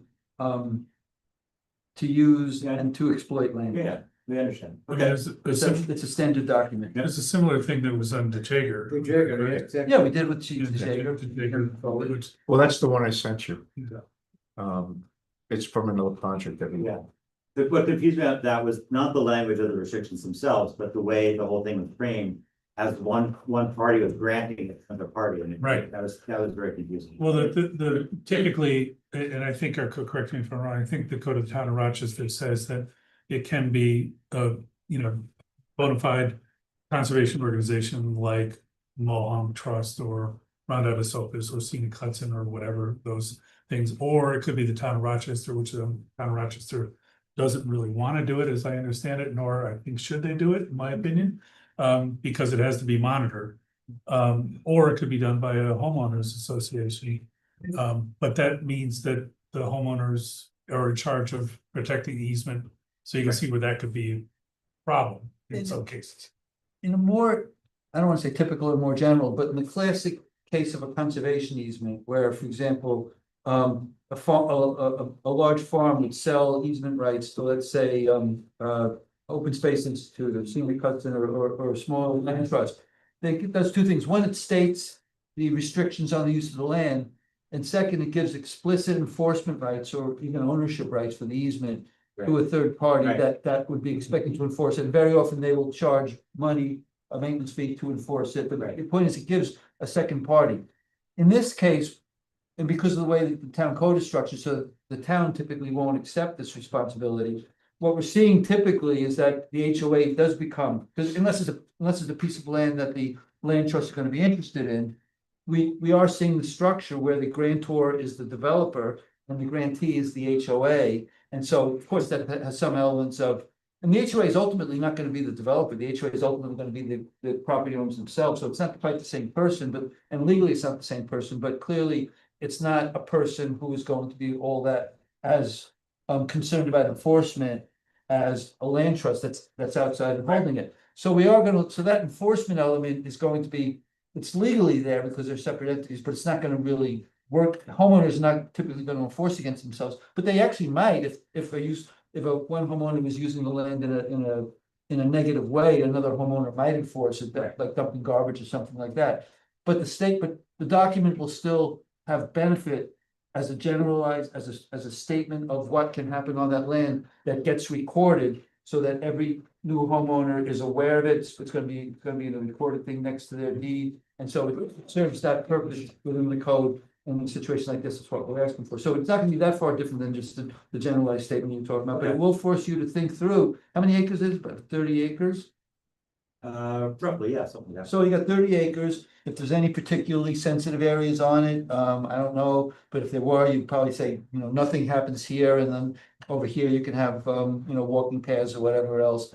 And, there's something basically it's just a statement of what you think, but it's gonna not allow development, and it's going to really limit the extent to which the ecosystem on that land can be damaged. And then the enforcement is ultimately at some point down the road, the town may decide that they will start taking these rights and they would be more active enforcer. Don't forget, the property as you come in the main drag on the right-hand side where the alleged dumping took place. That's also part of the easement. The land, agricultural land. Yeah, because there's two easement parcels. It's the bigger one in the back, but it's also that one, which has to be signed as no further development. Okay. But that's also part of that easement property. Okay, although that's an example of something where I think it's already in the code that that land can't be developed. But I wouldn't Well, it's think in the we- decision they can't develop it. No, it's in because of its status. The code is valuable because it's noted to the public and also it allows the code enforcement officer to enforce it against you. An easement is valuable because it's a recorded document that puts any new property owner on notice and can be enforced privately. So they're complementary things. I see. And the code not only covers that, but also specifically says this is what we need to do for a conservation subdivision. Okay. And a conservation easement, just one more thing, a conservation easement, like Mohawk or Scenic Hudson or Renaissance would do, runs in perpetuity. It's in the deed, so it runs with the land. Yeah. So, I'd be interested in knowing. If you wanna talk to us, we should talk, Yeah. but in the official talk. Okay. Jennifer, yeah. Refresh my memory, if I remember correctly, the lake is also part of the conservation easement. Given some of the comments you received about rehab, et cetera, you may want to also carve out permission Yeah, to do. work, and that could include constructing a road for access. It could include things, and I don't know as much about conservation easements, but like, once you have an easement, it's really hard to roll that back. And I would hate for you to put restrictions on a conservation easement, then want to do some work on that and Right. realize I can't get to it, or I can't do what I need to do. So just maybe consider carving out. Good point. Standing. Really good point. yeah, we have, with easements around out of Sopus, talking out of school, is if we have like I'm thinking of one property that has a DEC protected stream that ran through it. And you have to get permission and permits, make the conservation organization aware of work that's being done, but then make sure that we have to make sure that they have the proper permits to work in Mombacas Creek, Rochester Creek, or whatever, through the DEC, so it's kind of hand in glove. You both have to be notified, but that's, Is there a situation where a conservation easement could set forth restrictions where you can't do something? But you can also always carve out what you need to do later? yeah, Okay, no, yeah, okay, it's a simple thing to do. okay. Rick. There's a lot of provisions in the new code.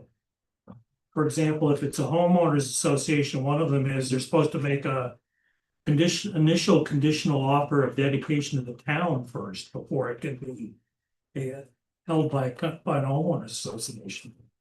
So there's a series of steps. I didn't tune into this. But homeowners associations are an unusual arrangement for having conservation easements. That's the challenge. It's like There's also a provision that the planning board can set a third party right to enforce to any party. Some towns do that to the code enforcement Nobody officer. wants it. Oh. I mean, in my job I retired from, the county held numerous third-party rights to enforce conservation easements on a lot of properties. But this town is basically declared that they don't want it. They didn't want to they didn't want to own the easement, but they had, because actually bond council required us to, because we had financial interest in the property, we needed some equal value to that. It's a different setting. What portion of the But code there is that? What is that? it's all in that new conservation easement. 125. Conservation subdivision What's the section. number? 125-31. And then it goes on and on and on.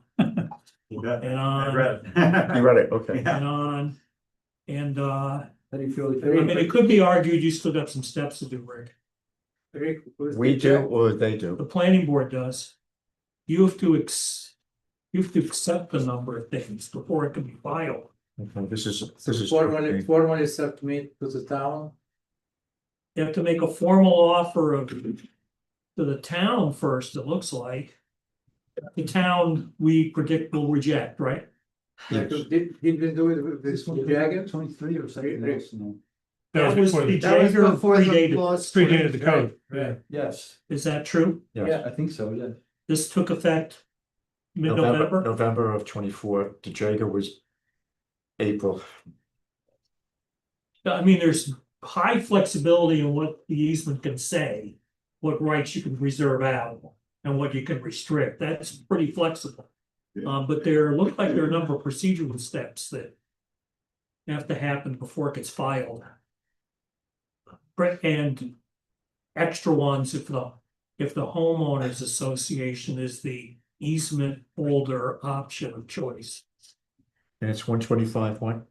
31 31, it starts at N, is there and that? And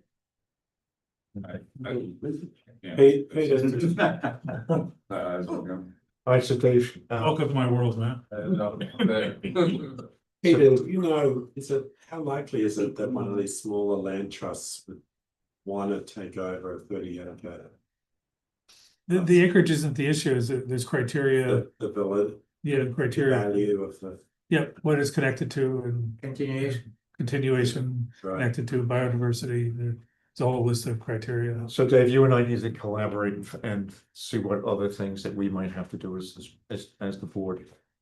So just for the applicant, it's the new 125-31 and as in Nancy, that has the detailed provisions that David and mentioned. then there's a subsection after N that's specific to homeowners associations. What is it? It's I see. It's I don't know. something I'm looking at right now. It's 02. That make sense? All right. The other issue with a land trust is they often want an endowment. There's a cost for a nonprofit to go out there and monitor annually, right?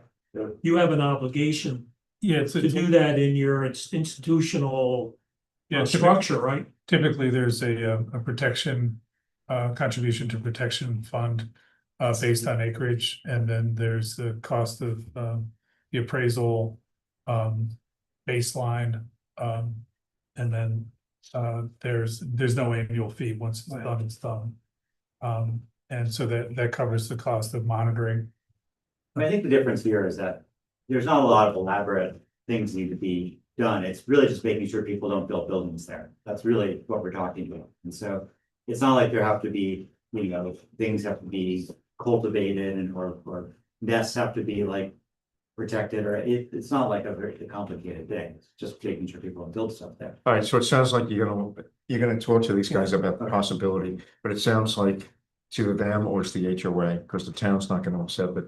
And we just need to collaborate to find out what steps we've missed or have to be taken by this board. So let's wrap this discussion up. There's work to be done on it.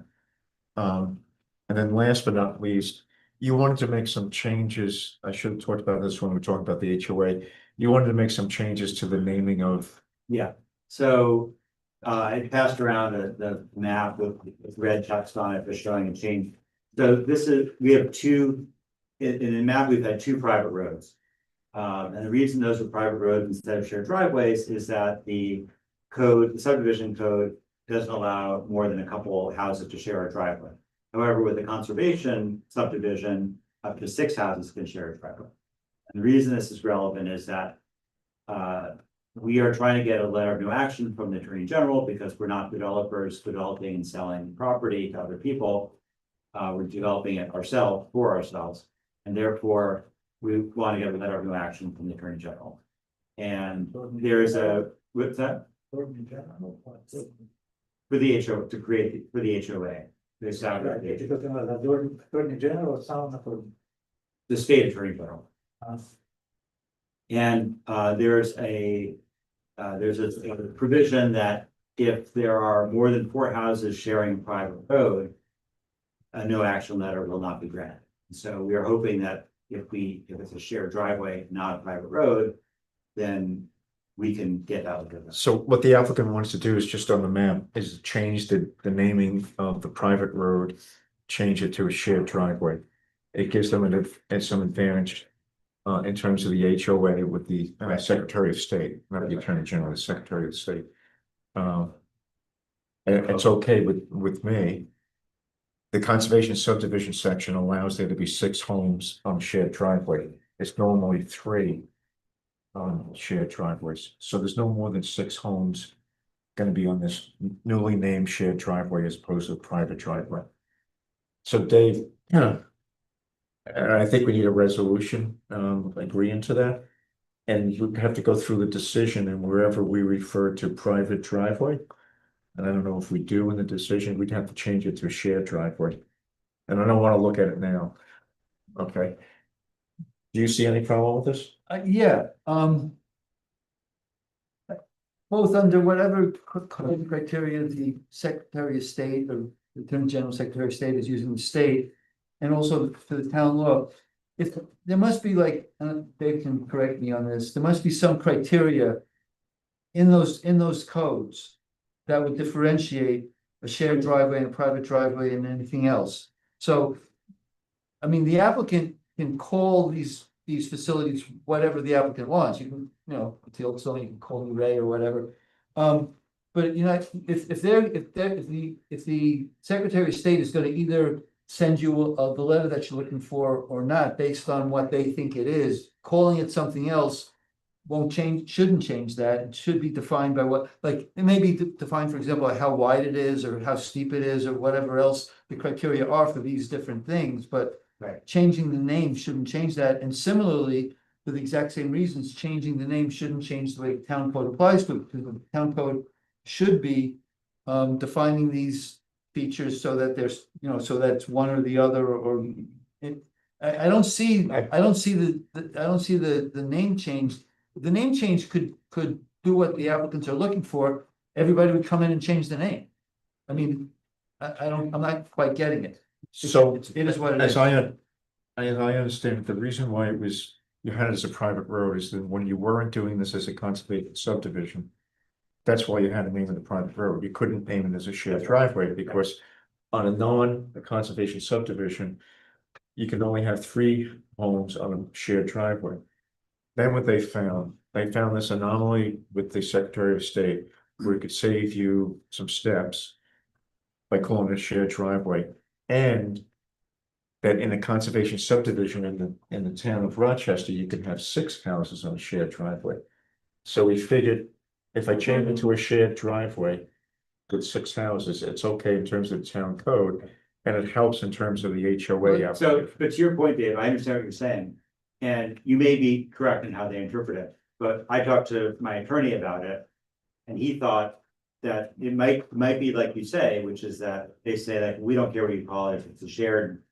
Become something that anyone depends on, then that's. Well, then my only caveat would be, if the town code, regulates these things differently and does so by definition, it's not gonna change, what you do is not going to affect whether the town CEO would have a problem with it or not, in any particular situation, if there are standards, et cetera.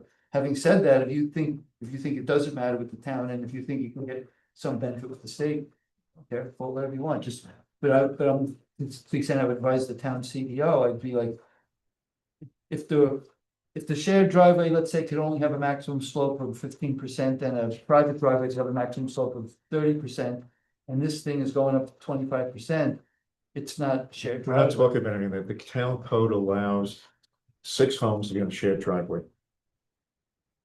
As opposed to 3. We made it a private drive because of the difference. In one scenario where it was a normal subdivision, quote unquote, that they originally came to us with, you can only put 3 houses on a shared driveway. Under a conservation subdivision, they can put 6. So I'm saying, well, yeah, you can do whatever you want with the Secretary of State, that we could change this. So the fundamental is that they're doing conservation subdivision, they get a better bag than the town codes, that's fine. So Dave, you see no problem with that? I do. Okay, so we won't talk about it anymore. Just do it. Put it on the map. It's okay because it's allowed by the code. Right. If the code said no, it's still 3 ways, then you couldn't do it. But because you're doing a conservation, that was the whole point, you're doing a conservation subdivision, you can do that. And that makes it, more plausible when you go to whoever Exactly. in the state. You're not fudging names or whatever. You're changing it here, you're gonna replicate that there, so everybody's okay. So Matt, you can change those names to shared driveway. Thank you. And I think we should have a resolution to that effect. Or What? vote to that effect, yes? No, can you explain to me why they have to go to Secretary of State? I can't hear you, Why they have to go to Secretary of State? because that's who you go to for the HOA. All HOAs. It's part of New York state law. And So other than that, I'm not HOA telling you anymore because I don't know anymore about it. He or she is the person who decides, has the format for an HOA. They're the ones that describe what has to be in there, everything. They literally write it for you. You just put in, fill in some stuff. But that's why, HOA is determined by the Secretary of State or approved by them, reviewed and approved. Thank you. And they get a big fee for it. They get a very large fee. It's based on the Very number of. Yes. The state's gotta make money somewhere, right? Okay, last but not least. The LC. Right. Let me just quickly not pass out, but pass this out. Peter. We do need to have a resolution. We do need to have a resolution around this. I've been working with Matt to come up with what the items are, and we chatted about this a wee bit, what the items are that need to be bonded for this project. We remember the bonding is done in case the applicant, in this case, the applicant abandons the project. Somebody's living there and has bought property there, and because of abandonment of the property, there's some utility or some infrastructure that hasn't been put in place. And therefore, the homeowner who's purchased the property is disenfranchised in some fashion. On the one hand, these are all, I'll call them inside buyers, if you would. These are not unknown parties to you, but the fact still remains that you could abandon it, and whoever they are could be in some way impacted by The it. same people would think that.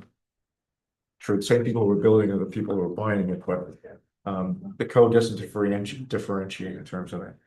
So I came up with, myself and Matt came up with two things that should be bonded as per our, well, one as per our code, the other one doesn't define specifics.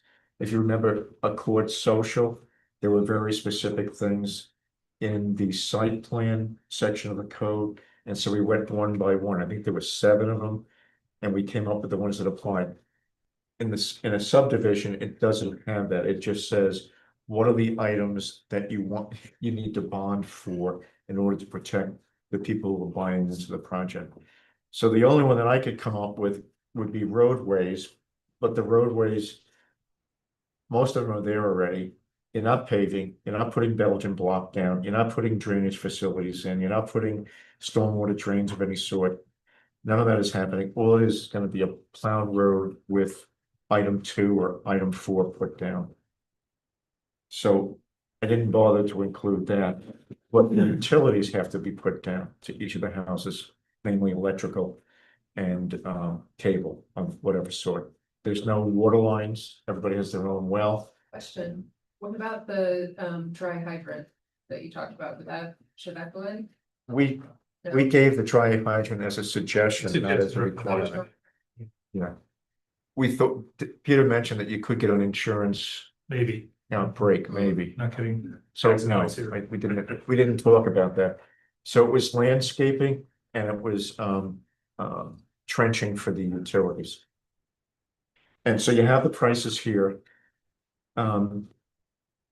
This eventually has to go to the town board for them to accept. And also to accept the letter of credit, and that's just something that we don't get involved in.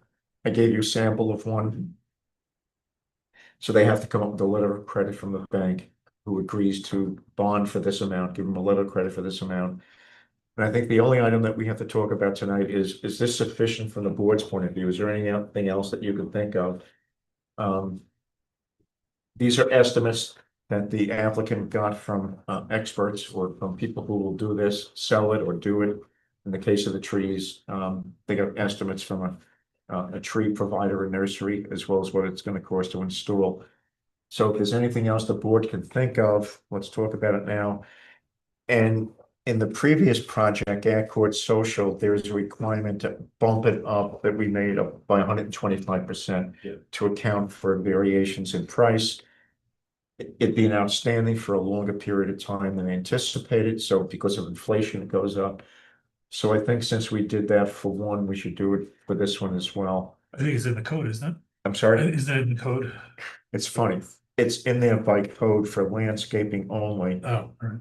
There's no bump up defined. There's a bump up suggested, but there's no definition, as I recall, for what that number should be. So for Accord Social, we said just make it 125 for everything.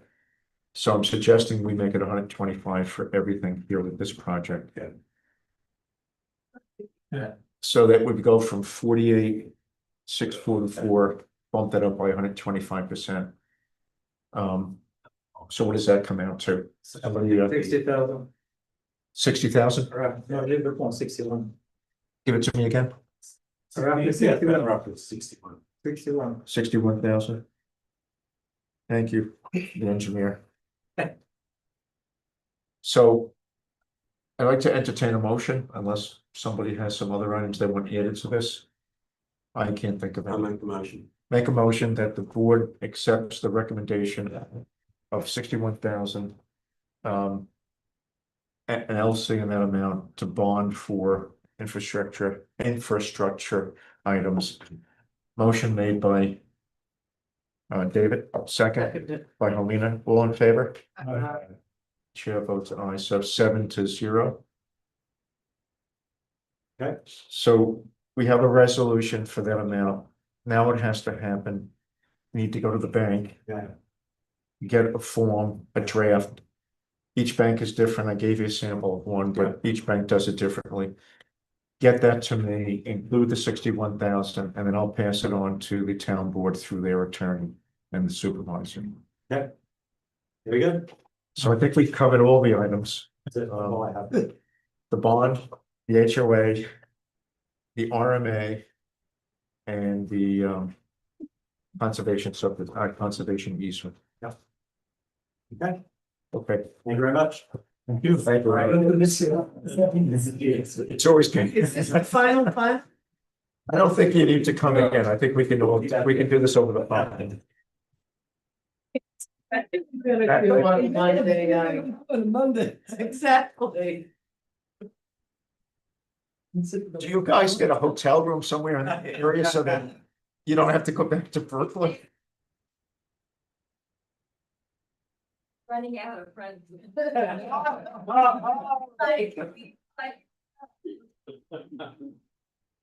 Okay.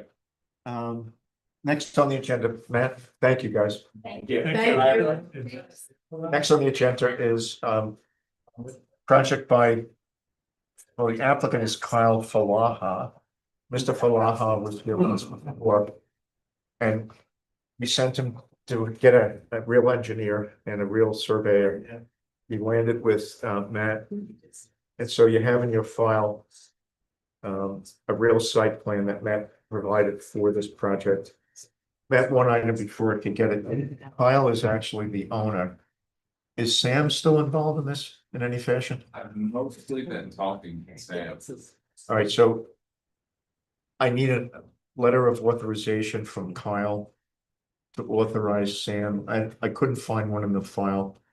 Hold on, but I say. I have, I think I saw some. would you check? Was Zorian, you check, you're pretty good at finding these. There was a letter of authorization allowing you to do the work on their behalf, Yeah, but I didn't see one from Lyle, from Kyle to Sam. Yeah, there's one from Kyle to say. Is there? Yep. Okay, skip, belay that. All right, so Matt, talk to us.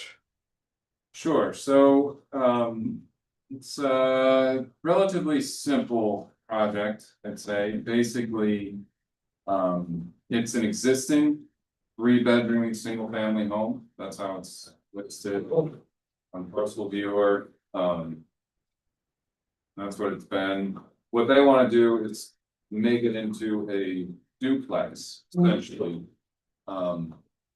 And originally they wanted to increase the bedroom count to 2-bedroom units, but I did some investigation on site, the septic system wouldn't support it. So we're doing a 2-bedroom and a 1-bedroom. So you're still maintaining the 3 bedrooms, which is what it was originally. Maintaining 3 It's 2 units with 2 in one and 1 in the other. That's right. That's it. Okay. And the business, he had it in his original narrative that he was talking about a business. We told him Yeah, he's not. that would be another. You'd have to come back for Yeah. that. You mean in the garage or? Mixed use is what it was listed as. Well, he was looking for mixed use because he wanted to do business. We told him no. He could apply for it, but he didn't want to, so that he's not applying for that, sorry. So there are 3 meters. Right. But presumably he's only gonna be using 2. That's, we're going. So we're only giving him a permit for Just two apartment essentially, units. Yep. Okay. Yeah. Go ahead. Yeah, question, could we be told, what is the use of the unit, is it gonna be long term or what kind of, short rental? It looks to me to be a split level house. No, I mean rental, is it gonna be long term? Oh, I see, long term or short Short term. term, because the code treats it different. He told us, we brought that up the last time, he told us it was long term. Because if it's short term, it's a totally different use. Yeah, right. So we told him it had to be long, or Okay, else he had to come with something else. He came to us. could they With the- mention somewhere and, In the decision, it'll be mentioned, thank you, it'll be mentioned as a Right. long-term but I mean, in terms rental. of the not narrative, short-term. okay, we will remember just to mention that. So he knows that already, and he didn't come back with short-term, so if he did, he would have had to have gotten another use letter from the CEO. Can I continue a couple more? Yep, go ahead. The court says, mention some open space dedicated for common use. Of particular units, would be some open space there on the property. And also court mention arrangement for maintenance of the property. Was that in the original? Going back to 2004, April of 2004, was that in the original narrative? Or in the recent No, narrative? it's, I'm just reading in the court, I found it in the court, when you do multifamily. Unit, you need to have a common space assigned for everybody of the particular units. And also should be arrangement for maintenance. Of the units of property. So you're saying it's in the code? Right, Is it for more than 2 families? yeah. It's 140-26. Oh, hold on, the definition of multifamily. In the code is 3 or more families. Yeah. So this would not qualify as multifamily. But I don't think. somewhere it says.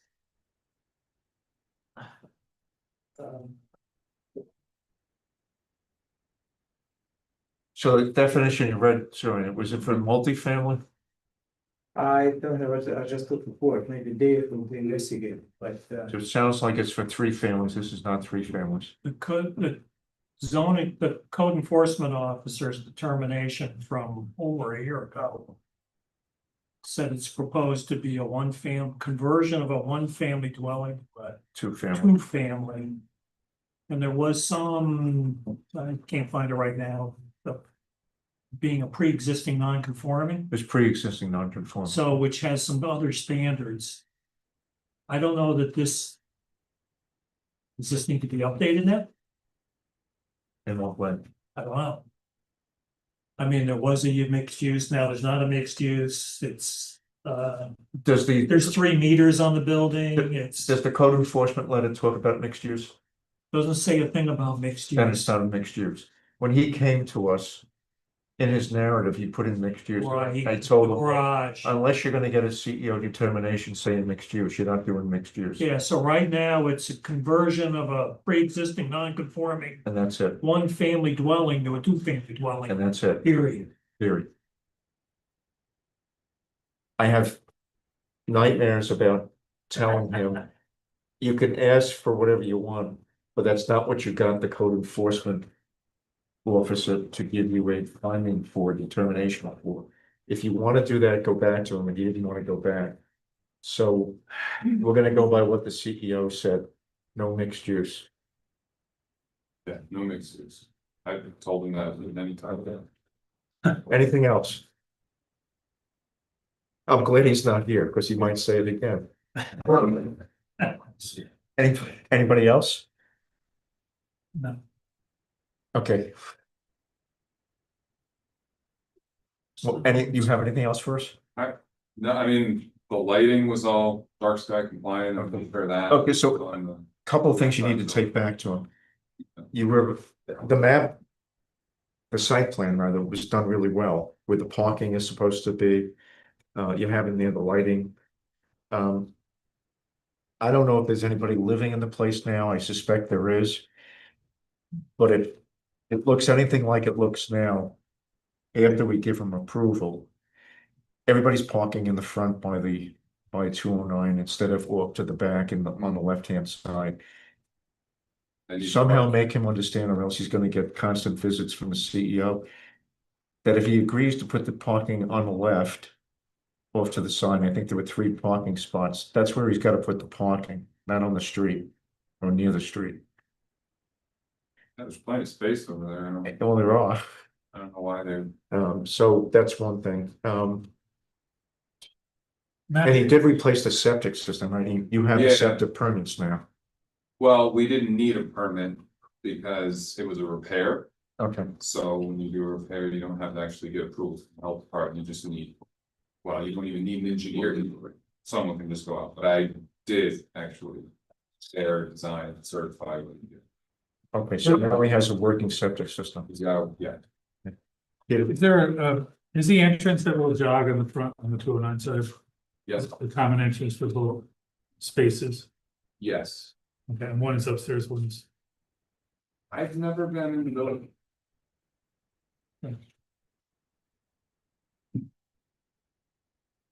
I'm not sure how the units are laid out. Okay. I mean, there are some drawings from the previous application. I don't know if they're still valid or not. Do you see where the staircase is? There is a second floor. Yeah. Yeah, I was just wondering if that had changed. So Matt, the interior drawings, nothing's changed?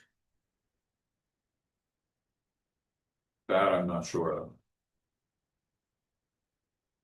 Peter, you're concerned for fire Yeah. purposes? Yeah. Do you want to do a site visit? No, Well, what are we talking about? The code enforcement officer will make a visit. Yeah. It looks like there's a unit 2, the main entrance, unit 2 entrance. And then if that's not changed, then there's you go to the right and that's one apartment, and then upstairs. Upstairs is the 2 bedrooms. So, I mean, as long as it adheres to building and fire code, I'll go with it. Okay. Yeah, I mean. So in the decision, it's gonna say he has to adhere to fire code. I hope so. I mean, isn't that just automatic with the building department? Yep. I just worry about this particular. Sure, I got it. Dave, do we have to refer this to Ulster County Planning Board because it's on 209? Well, it's exempt, as per the agreement with the town and the county. It fronts 209. When it's a reoccupancy or reuse of an existing structure, as long as an increase in parking spaces is not required? Question mark. Channelized access to the state road exists or is proposed. There is channel That's a light. yes, right? That's a yes. New site lighting if proposed utilizes full cutoff luminaires and does not exceed IEA lighting levels. In other words, your codes requires all that. Yeah. So the open question is, are you requiring by town code an increase in parking? And a conversion of a 1 to a 2-family dwelling? This is 2 additional spaces, right? Oh, well, that always existed there, didn't it? I mean. It's not increasing in size, but the requirement. You're not increasing the size, but you're increasing the parking. Because it was a 1-family home. So yes, it has to go to the county. All right. Um. So We got everything we need to do that. say that again. I mean, I'm looking through, you may have everything you need to do that. I believe we do. Uh, We're not gonna make the where are August. we at? The meeting is next Wednesday. Well, it's small, we try. All right, why don't you and I try? One of us will have to make a phone call. Okay. All right, so I entertain a motion to send this up to the Jennifer makes the motion, send it to the Ulster County, second, Paulina, all in favor? Aye. Jenny, you got that? Yep. Okay, so it's going to Ulster County, maybe we can make it mad for August 5th. If not, I'll have to slip to September. They only meet once a month, first Wednesday of the month. Okay, can we do lead agency, Dave? I don't think you did anything. No, we didn't do it. Can we do it tonight? Well, Mr. Gordon, where are we at on the exception for residential uses in existing buildings? Good question. Let's see. What? I think at the point now we're assuming that there's an exemption for everything. Right, 617.5, C, looking it up, well, that's it on.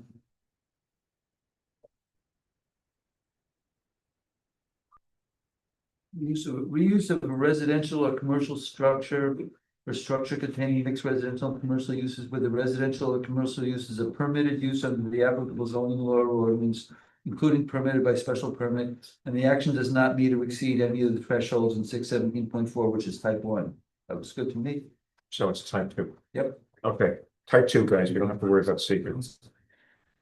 Matt, you gotta give me tonight. To type 2. We can set public hearing for the end of the month. If we get the, If we get the Ulster County Planning Board Right, I mean, see. or hold a Some public of your hearing. peer jurisdictions have conditioned approvals on compliance with any county comments. If it comes to that. All right, so why don't we, assuming that we do get them to look at it next week, why don't we set a public hearing? And if we don't have it back from the county yet, we'll just hold the public hearing open. 2 weeks later, right? Yeah. 3 weeks. So everybody okay with that? I make a motion, we hold the public. I'd hearing. like this one to go away. Yeah. Yes. August 25th. August 25th. Wait, before we do that. We just set a lot of public hearings for 8/25. Are we good there? Yeah, we've done as many as 7. We've done as many as 7. Okay, I just want to make sure. Never again. So I'll entertain a motion to do a public hearing. Horizon, it would be 3-1. That's right. Bring your sleeping bags.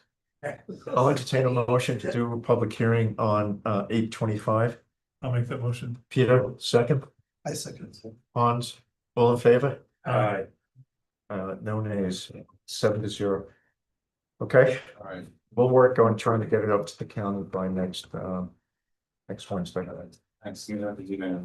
Okay. Thanks, Matt. Thanks, everyone. Thank you. Okay, last but not least, certainly not least. Rav Tov.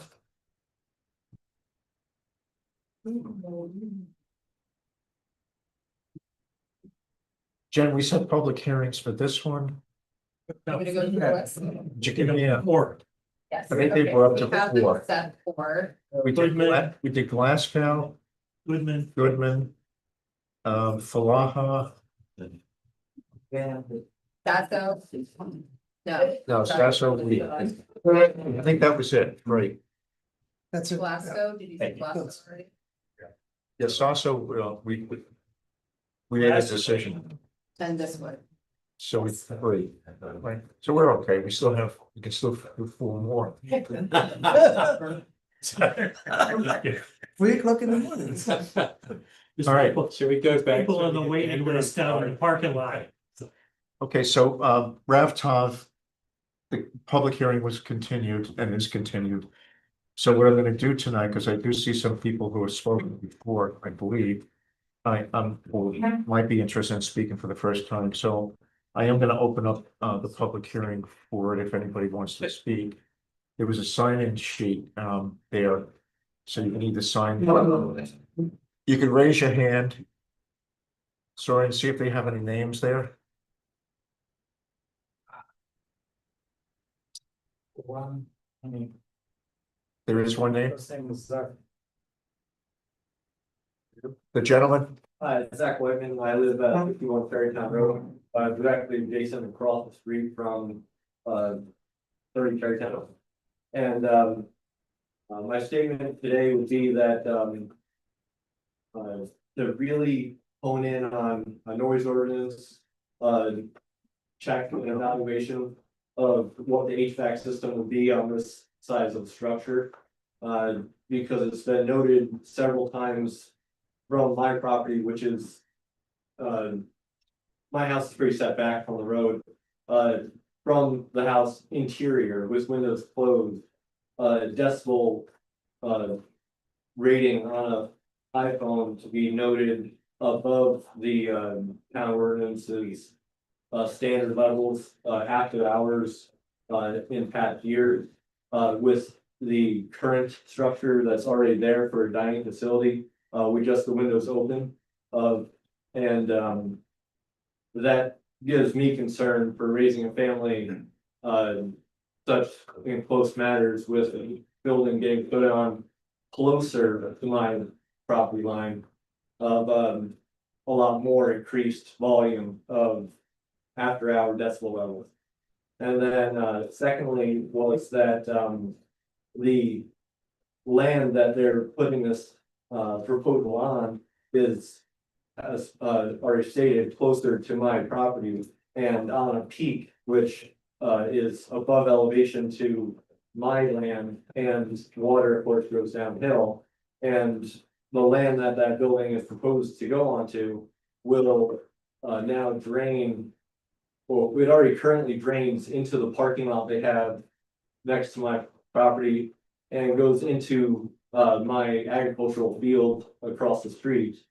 And I've had to install 5 figures worth of infrastructure of subsurface drainage to accommodate that. But I accommodated that drainage for what's currently there, not for what could be put onto as not filtration land.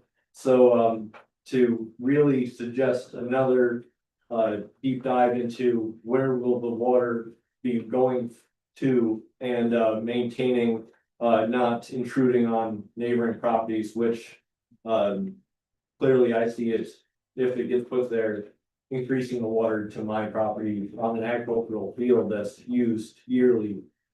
So what's, would you mind giving me the address of your property? 61 Cherrytown Road. 61? You have it there, Jen? Yeah. You do, okay. All right, I'm sorry, go ahead. And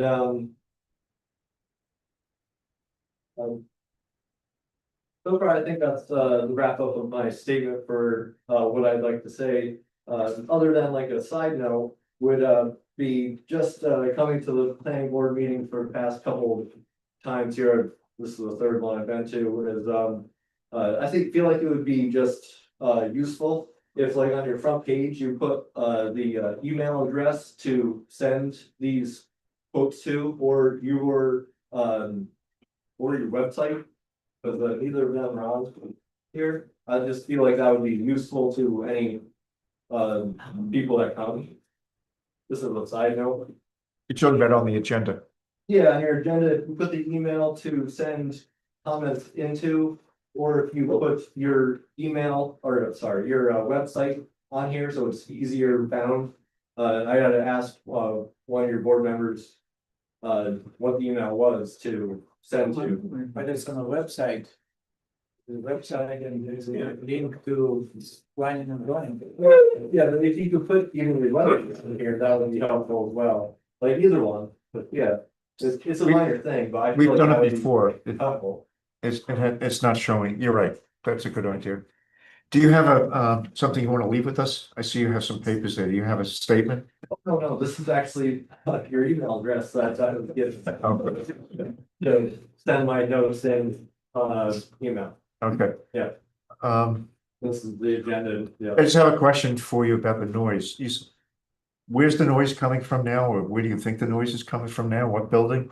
So currently the noise is coming from the existing dining hall, second floor, all hours of the night, they open the windows of that building and it just like an uproar of commotion. It's like parties that go till like all hours of the night.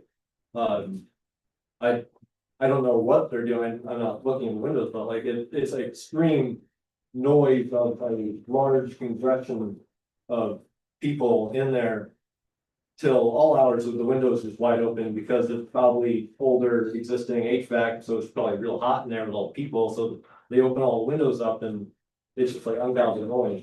Is it And then noise I from the- noticed on the site plan that's presented over here, the HVAC system is not located to where it would be put for that side of the building. It's gonna be on the roof, it's gonna be on my property side of the building, vice versa. So that would be nicely noted to, like, we can know where that's gonna be put. Thank you. Yep, absolutely. Are you guys running RAVs in the place at night?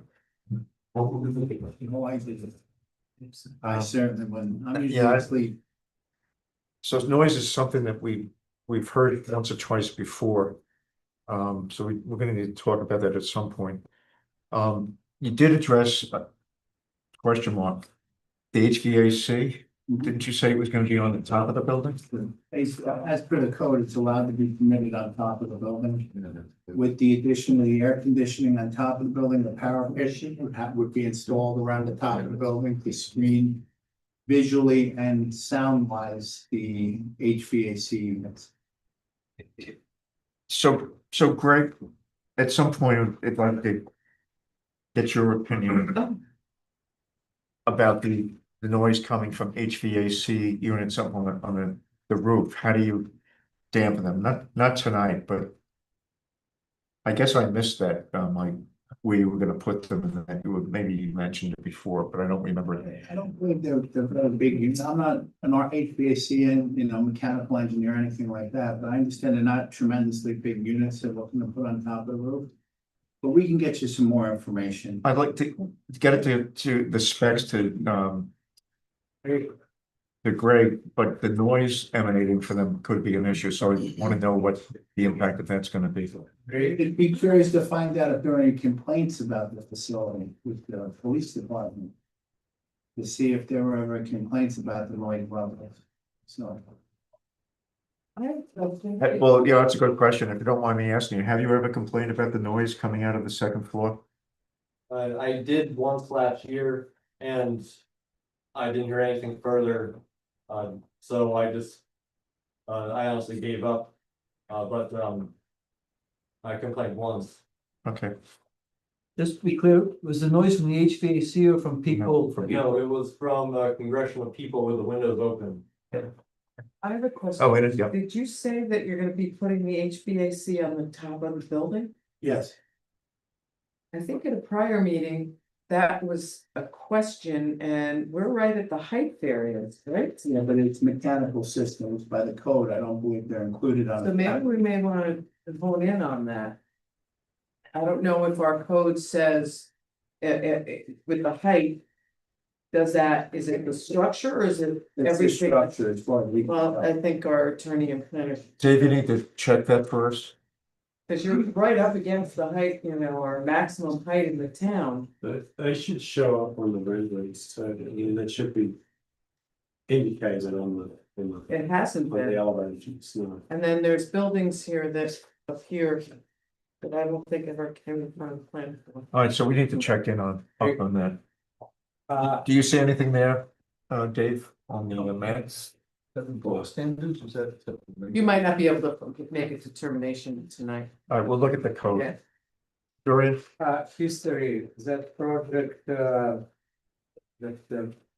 facility and skating, they install, they provided us with noise data with equipment. So similar fashion, we should get. I think Mike just said he was gonna look into the specs on the equipment that you're putting up there, and we're gonna get it to Greg. I It think we said doesn't that. really seem like it's the equipment that's of issue, it seems more like it's the use of the facility, with the congregation or whatever. Well, it sounds like there's two issues. Could be as well. Well, that's true, but it seems like I received. The information that was mentioned a couple of meetings ago was that there wasn't going to be HVAC on the roof. That's the only thing. But we'll see. Well, you got section 140-11, right, the height restrictions?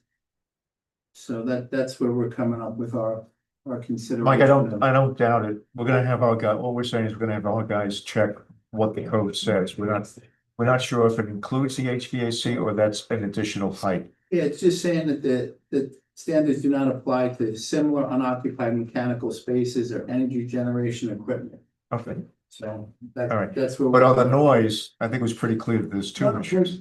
You gotta understand, usually you don't detail a structure till you have at least some form of an approval, right? But we'll ask the architect and his MEP consultant for what they believe it'll be.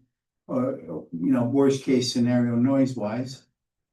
And I then. just want to make sure that you understand there are two issues brought up tonight in the public hearing. Mhm. One was the noise from the air conditioning units up on the roof. And the ancillary to that is how high can you go? And the other issue that was brought up around noise was emanating from the second floor of the existing building. No, I understand that, but. So you're gonna get me. You're gonna get me the specs that we can share with Greg. Right, of the air conditioning units, right? Yes. Okay, They shouldn't have noise. But like I said, when you look at the code, it appears in a section 140-11. okay, we're gonna have our guy reassure us that it's okay.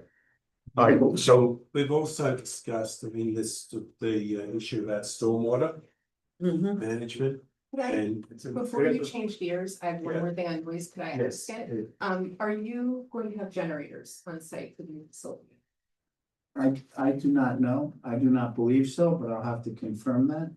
Could you let us know? Yeah, of course, I don't believe there's any generators there now, but I will. good question. That was my only. Very good question. Thank you. David, So we raised about the issue about the drainage and stormwater management. And Greg, I don't know if you've done a review of the drawings so at the moment. it's a good segue. I didn't Yeah. put you up to it, but it's a good segue for the major item I want to talk about. So, and Greg can frame it probably better than me, but I'll give. You have one more thing? Actually, with, Mrs. over here's comment about the generator. Being a farmer myself, I, do know that, if this is a dining facility, they'll need mass refrigeration. And refrigeration units are also very, loud when they kick on, for a reefer unit. So, that would be something else to consider of where is the refrigeration external units going to be and the noise level on those. Okay. Anything else? No. Okay. And before we start talking about other items or all these items, the public hearing is still open. So did you have something, a comment to make as part of the public hearing? Yes. Hi, I'm Chelsea. Your name, please? I'm Chelsea. I'm a resident of Cherrytown Road.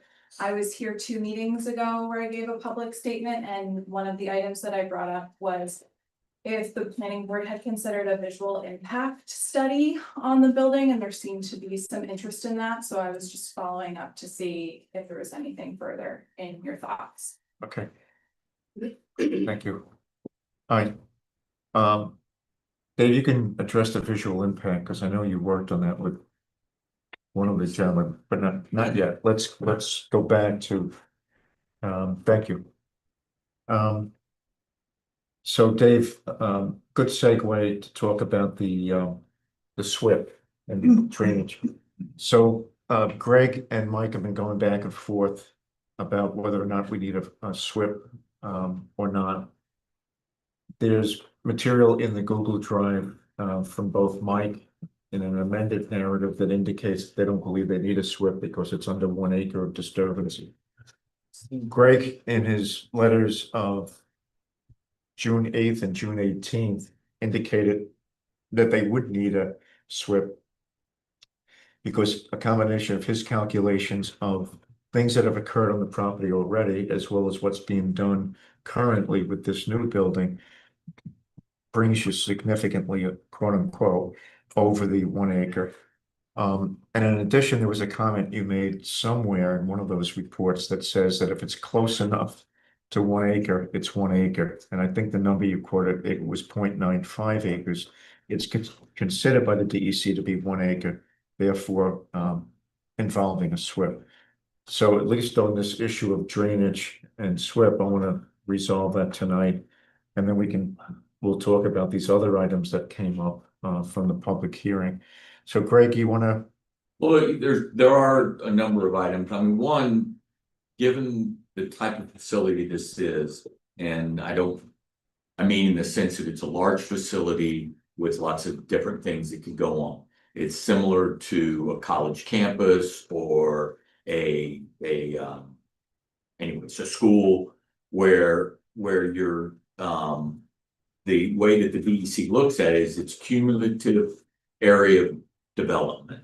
So it's not, or disturbance. So it's not a matter of just saying, okay, if we build a building this year, and then we build a building next year, and we build a building the following year, that you don't have to look at those cumulative impacts. And frankly, that would be considered segmentation under SECR. It's not purposeful segmentation, but that's the one thing that the DEC looks at is the threshold is an acre of disturbance. And that acre of disturbance does consider cumulative impacts over the years. And a lot of the, some of the towns we work in where there is a college, Culinary Institute, things like that, they have to do a SWIP every time they do any project because of their cumulative area of disturbance, because it has to be taken into consideration, because otherwise you're just, death by 1,000 cuts. Is basically, if you don't manage that stormwater, that's what you get. So that's the one thing. And that comes into play because there have been a couple of new buildings built. I was unaware of the one until Helena pointed it out to me tonight that there was the building, the Shiva Mikvah. Because it's in an area where there was a previous building, so I just didn't catch that on the ortho images because I didn't. Well, it's not a new building. It was a existing building was made into a 2-story building from a 1-story building. Wasn't that what it was? I can't. Well, it does look like it has a larger footprint as well. Definitely a larger footprint. Okay. So, I mean, and then there's also the building that was built where the basketball courts used to be, and so that would be land disturbance. And then the final thing is on the area disturbance shown on the plans, there are items not covered in that area disturbance. So the area disturbance shown on the plans where it calls out the 0.976, and I kind of drew it up on those images that I sent, but it doesn't show where they're putting in the new septic system and the connection to the collection system. So that whole septic system is land disturbance as part of this project. So it's more than an acre disturbance based on the project that they're showing now. It's more than an acre disturbance based on the projects that have happened over the last couple of years. It's more than an acre disturbance. Well, there is no new septic construction plan. There's a new tank and a new grease trap that are close to the building that are included in the. No, they are not. They are not included in the area disturbance shown on the plan. But they're shown on the plan where they're located, right? Yes, they're shown on the plan where they're located, but they're not, they're. Unless they're. The only thing that's being proposed is to tie into the existing system. Which is land disturbance. Yeah, but let's say it's a bucket wide on a machine. You're not talking an incredible amount of disturbance to tie a 6-inch pipe into a 6-inch pipe. And it's not that, like I say, that we, you know, all the stormwater drainage right now is designed for a SWIP. The water quality volumes, all that's included in it. But typically, we would not prepare a SWIP until we had some form of preliminary conditional final approval, so we're not wasting our clients' money. And that's kind of a standard in the industry. And when you look at chapter 9, which is redevelopment in the DEC guidelines, it doesn't appear that it hits the DEC guidelines in our opinion as well. So, Well, it seems like we have a difference of opinion Well, between. the redevelopment has to do with the calculation of the pre versus post runoff and what has to be controlled. The area disturbance is the area disturbance, whether it's existing area that's paved and you rip all that up and you put in a building, it's impervious to impervious, but it's still area disturbance. The only place where paving is not considered area disturbance is if you pull up the paving and repave and you haven't disturbed below the item 4 of the parking lot, the DEC does not consider that to be area disturbance. But that's why when we're looking at the areas that you're talking about, whether it be the mikvah or whether it be the basketball court, building permits were obtained You had to put in a perform that footing. construction. I'll be honest with you, I don't know. I don't know if a foot, but they received building permits to do both of that. Yeah, they received Right. building permits to do the project. Yeah, no, but what I'm saying is at that time, if they wanted additional drainage, they should have been informed at that time. at that And- time, those areas of disturbance did not exceed an acre. But those area disturbance, just because they didn't ask for something at that time, does not make it. Oh, no, Yeah. but there's no planned construction in those areas right now. right? But there has been past disturbance in those areas that was never They're accounted. stabilized right now, but that's why, as a part of a good neighbor policy, the applicant has agreed to buy stormwater runoff control for those areas. This needs to have a SWIP. It's a DEC regulation. And for the planning board to not say that it needs a SWIP, it's basically saying, okay, we'll let you just violate the DEC regulations because we're not gonna enforce those. We can't say that. It requires a SWIP, it requires a SWIP, not a like a SWIP or close to a SWIP. Every project every application project presents us with. In over an acre of disturbance. Well, it's not. It sounds to me that the sum total of disturbance is way over an acre. Right. Just to remind We everyone, don't and I agree don't with that think, assessment. we That's did the have- thing. we did have public comment by a neighbor next door about stormwater runoff in her property. I never made a site visit. I don't know if that's ever been rectified or looked into. Two of the members, myself and another member, went out and looked at it. To say that there was a typhoon monsoon is an understatement. Right, well. So naturally it was taken up- runoff. But I mean, the fact is that we haven't had a complaint about stormwater, so it seems it would be appropriate to have. Well, it's one more But- piece of evidence that there might be something going on. Yes, that's all. Okay, so It's it's not the reason why we would definitively ask for it, Correct. but it's another piece of evidence. Fine for everyone. The most convincing piece of evidence that I've heard tonight is, Greg, is this whole issue of the cumulative effect upon the site of constant disturbance that has not been accounted for. And now with this current disturbance, even if you said it was 0.95, what I'm hearing is the DEC considers that to be over 1 acre. It's short by a small amount, but that's not the case. What you're saying to us tonight is It's that about 1.1 acres. you're over because of all of the cumulative effect.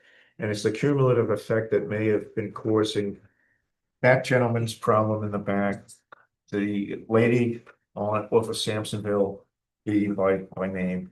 So there might be a whole host of things that have been happening that are causing any number of different I wanna effects. make another point here. At various times in the past, we sort of talked about what we're doing, and I'd mentioned that sometimes seeker sort of devolves into a regulation, which is not necessarily what's being. This is a classic example of that, because without in any way determining this dispute over whether, under DEC's guidance, when they have to do a SWIP. The board also has authority, in fact, greater authority under seeker here, is really, they're talking about DEC's requirements, which, we're sort of quasi-administering. But the board also has seeker authority. And the authority under seeker is if we think that there's a potential that this might have a significant adverse environmental impact, and it's different than the regulation. Again, this is an example where because there's a regulation, and frankly, because there's engineers that work with that regulation, this will very quickly devolve into what the regulation requires, particularly if it's presented that way by the developer. And this is something that developers and engineers will do a lot, and we'll sort of fall into that. There's a separate collateral question, which is this a secret question? Does this have the potential, regardless of DEC's regulations? Suppose DEC didn't have any regulations at all. Is this the sort of thing that might be resulting from this project without previous circumstances, that is the sort of thing the board's going to want to look into before it does a declaration of significance? As Helena pointed out, we heard from a neighbor questioning some of the runoff. Greg is saying even under DEC that the DEC would require a SWIP. And so the question for the board, in addition to the regulatory question, which is essentially the nature of a permit, a SWIP, after all, is a component of a stormwater permit, which is a component of the Clean Water Act that's delegated to the state under the Speedies program. Seeker it does the same, it works with the same ecological issues, but it's a separate set of, I don't even want to call it regulatory because it's not. The board has a responsibility to review potential adverse environmental impacts and determine whether they may be significant. And stormwater is definitely one of those, despite the fact that it also falls squarely under a DEC regulatory process. And so I just want to throw that out there. This is really the legalistic, where you land with concerns that Helena and Rick raised legally, is if you're concerned about this, then you ask the developer to prove that it's not going to cause a significant adverse environmental impact. And typically, the method by which they would do that is a SWIP. It may not be called that if they fall under, if they don't quite get up to these requirements, but they're going to do the same thing functionally, which is to come up with a detention basin or some other such mechanism and show it to you in the same way that they would do that to DEC. So I want to throw that out there as a separate angle of jurisdiction, which seems to fit into what some folks are saying, and would actually obviate the disagreement between these gentlemen on what the DEC's requirements are without making that judgment. If the board be so disposed to look into this as a secret matter as well as on the DEC regulatory side. Well, Rick, we don't have a problem doing a SWIP. Matter of fact, most of it's already done. Right, we did the analysis, it's on the plans. It's the. So what have we been regulatory talking about? No, it's done, but you gotta understand, I'm sorry for my ignorance, but is Rochester an MS4? No. So this would have to go to the DEC for review, right? But again, we're talking that. No, what I'm saying is we don't have a problem with that, but once again, this, as a condition of the approval. It could be to get the SWIP approved by the DEC. But this board has the responsibility to determine whether or not this proposal would require an environmental impact statement. And we gotta look at the environmental issues. So whatever DEC is doing, the fact that they're looking at stormwater not only doesn't preclude us from looking at stormwater, we're required to, under basic DEC case law, we can't delegate our review responsibilities to another agency. We can look at their data, we can have them send us whatever they're doing, or have you send it to us, but we have to make that determination of a declaration of significance. And you should frankly take advantage of the opportunity to show us that it won't. It's not just a DEC issue. We have to see that if we're going to give you a negative declaration. Well, prior to our submission to the DEC, we would submit it to, of course, the town and the town engineer for review, comment, and approval. Again, it's not just, the question for us is, does the proposal rise to the level of a positive declaration? Or can we certify to the community and to ourselves that this is not going to cause any significant adverse environmental impact? Definitely including runoff, because there's just no question runoff is an included one. And we've already heard commentary from the community that it's a concern. So my suggestion, or my suggestion to the board is consider, in addition to the regulatory issues, whether this is a seeker issue from which you want more information, about which you want more information from the applicant. And that to some extent would circumvent this. We're getting down to the 300ths of an acre discussion, which is interesting, but we may not need to go there. Greg, explain to MS4. So for an a town is an MS4 based on the population of, or the density of the population of an area, in any area of the town, which also. Greg, before you get into the detail, can I just give the overall? Yeah. Under the Clean Water Act, any discharge of a pollutant from a point source, which is essentially a pipe, into the waters of the United States, which is essentially any creek anywhere, is regulated. Now that, when that came down in the 70s, what happened was all the big sewage treatments, all the big factories got regulated. And that left open the question, what happens to all the stormwater, which is incredibly hard to regulate because it's all over the place. It only happens when it rains, and there's a lot of it. And it can cause, in the aggregate, it can cause a problem. So under the Clean Water Act, any rainfall that ends up in a pipe, which is a lot of it, that goes into a storm system, is technically should be regulated, otherwise it's illegal. What ultimately happened, though, is that DEC and EPA started to look at how do we get on top of this. And one of the mechanisms they used to get on top of it is what's called an MS4, which is a municipal storm sewage something or other. And the point is, if in certain municipalities start with a city and then go on to, just towns that have hamlets and things like that, at some level, and this is where Greg can get into details, they can become an MS4, and therefore any discharge within this jurisdiction is thereby essentially regulated, at least in some ways, and usually by reporting, by the town. And so now Greg can tell you exactly. So basically, for a town that's an MS4, and that's for towns that have a larger population density, they are responsible for administering the regulations of the DEC under the stormwater regulations. The DEC still issues the permit, but the town is responsible for doing all the inspections. They're responsible for reviewing and signing off on the SWIP.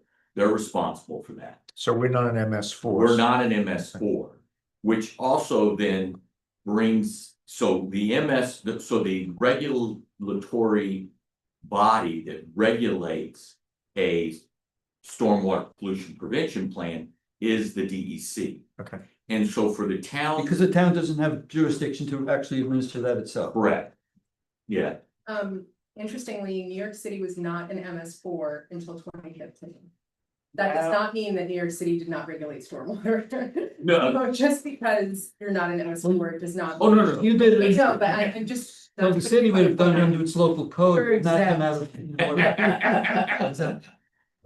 All right, so it sounds to me that where we's at, I'm hearing a bunch of things. Yeah, we're gonna do a stormwater, a SWIP, but we're not gonna do it until, we're gonna do it as part of conditional, final approval, and we'll do it later. As opposed to, in my mind, as a practical matter, we're saying we should do a SWIP. If we should do a SWIP, we need to do it now as part of the seeker requirement to make sure that there is no impact in terms of drainage. Well, and the other. And in order, the reason for that is, if we're gonna give a negative declaration, I'm not gonna wait until sometime down the road to all of a sudden find out. What he's basically saying is, people do that after the approval is one of the conditions to actually get it. No, but the seeker determination is front loaded. We gotta do that first. And this is what you would want to see in order to get to that. So it goes back to our ability to do these kind of things under seeker in a different way than you would if you depended upon the code. It's like the old, I'll call it nonsense, that DEC used to have about wetlands are not wetlands until it's 12.3 acres. No, that's 12.4. That's out the window That's now. out the window. Now it could be a puddle. I'm exaggerating. And Well, yeah. but so it seems, so what is what you're recommending? I'd like to hear from other members of the board. But is what you're recommending that we do the SWIP prior to our determination of significance? A SWIP or just a showing that the runoff generated by the project is not going to cause a significant adverse impact on the neighboring property. Right.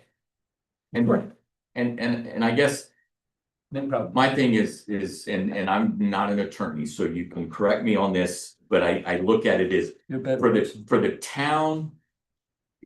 For the town to, in my opinion, this is more than an acre disturbance. It requires a DEC permit as a SWIP. But you've already said the town's not an MS4, so we're not. No, but that, so it'd be the same thing, being exaggerated, be the same thing for this board to sit here and say, we don't think the wetlands are really that important, so we're not gonna tell DEC.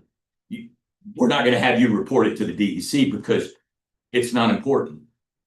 If by not calling it a SWIP and saying that you've got to go get a permit from the DEC, you're in essence saying that the DEC won't know about it unless this board sends it, requires it to be sent to the DEC. You've already established that because we're not an MS4, we don't have regulatory authority over the SWIP. No, but you do have the, I thought that the planning board does have the responsibility to require the correct permits to be obtained. We're not the permit routing agency. The authority we do have is under secret. Mike's comment basically was, he was asserting that a SWIP is not required, and therefore, without directly saying so, he's essentially asserting to us, you don't have any more environmental concerns about this anymore, because that's gonna be handled with DEC, and DEC's already determined this is not that important, so you don't have any real inquiry into the environmental importance of it. That's what he was saying without quite saying that far. You've already said we don't have SWIP authority, so we don't, and the question is, does his argument that DEC also isn't gonna require a SWIP mean that we don't have to worry about stormwater? That's essentially the core of his argument. And so the question for this board is, do you accept that when you have seeker authority to require anything that's not, I mean, there's no permit for traffic. There's no, the seeker is broad. Complete your thought. This board have the authority? The authority to require the applicant to demonstrate that this impact is mitigated, or else with the concept that you're gonna do a declaration of significance if you have concerns that it might be significant adverse environmental impact. Please, I might have misstated myself. We always require stormwater approval by the town and the town engineer. The town doesn't have stormwater approval. He Well, said that. Well, no, over 1 acre, we'll say. Right? So if it's, that's only. It actually still gets referred to DEC. We review it as a courtesy to the planning board to The planning board's fundamental authority over stormwater is seeker. It always, whether or not an MS4 is required, whether the town's in MS4, whether it goes to DEC, we have authority over stormwater the same way we have authority over traffic under seeker. There's no permit. This is something we've got to report to the public and as to whether or not there's a significant adverse environmental impact and whether you're adequately mitigating it. In this case, you're lucky because the mitigation for the potential significant adverse environmental impact is exactly the same as the mitigation that DEC is going to require for the issue, which is an MS4, which is a SWIP. So the message that this is where Greg was going without getting to those last 300 of an acre is do the SWIP, and we'll take a look at it beforehand as a matter of the seeker review. If the board decides to go in that direction, it's up to you as to whether this is. Now, you don't have to require every single impact. If somebody came in and said, the eagle's going to be disturbed, we're not talking about eagles. Let's stick to SWIP. Right. The question is this important enough to you? Yes, it is. I think so, absolutely, so especially we're since doing we a heard SWIP. from adjacent property owners. You're doing a SWIP. I've heard. The one comment that we heard about runoff. Okay, it was monsoons when that was stated. This is something what we just heard. That it's not just about monsoons, that it's been an ongoing problem for this gentleman in the back. Not the least of which is Greg has indicated it is over an acre because of the cumulative effect of all the things that have been done on this project. Is that a non-lawyer's way of saying that, or non-engineer's way of saying it? It's the cumulative effect. You're over 1 acre. Right. So I just in my want mind, to keep reiterating that there's over an acre just for this project. Okay, so in my simplistic mind, we're doing a SWIP. I totally agree. Okay, so we're doing a SWIP. And that SWIP needs to be delivered so that we can keep moving along the project, and Greg is gonna go through it. And if it determines that there is water going where it shouldn't be going on his property or somebody else's property, whatever, you're gonna need to provide some sort of mitigation so that the total amount of water before this building goes in, the total amount of water that's flowing is not increased in any fashion. And not just this building, but the cumulative effect of what's been going on in that particular, on that particular site. Did I Well- wander into any illegal territory? No. Yes or no? They gotta show that there's not a significant adverse environmental impact. You again quoted, I think, what the SWIP standard would be, which is, that's fine for DEC regulation. We may decide it's the same thing, but our job is to determine that there's no significant adverse environmental impact, whatever that might be in the situation. And we clearly- can't do that, we can't do that until we have a SWIP. Until we have the mitigation, which is probably, from the applicant, I'm gonna do the same mitigation as both, and it's, yeah, it's a SWIP. For us, it's demonstration that that's mitigated, so there's no significant adverse environmental impact. For DEC, it's a SWIP with whatever the standards are, which I think you actually accurately stated. No increase in runoff. You guys would know better than you. All right, so, we got that out of the way. Just by way of an update, we did submit the, material to Ulster County Planning Board, Dave, last Wednesday. It was, I think It was Thursday. Thursday.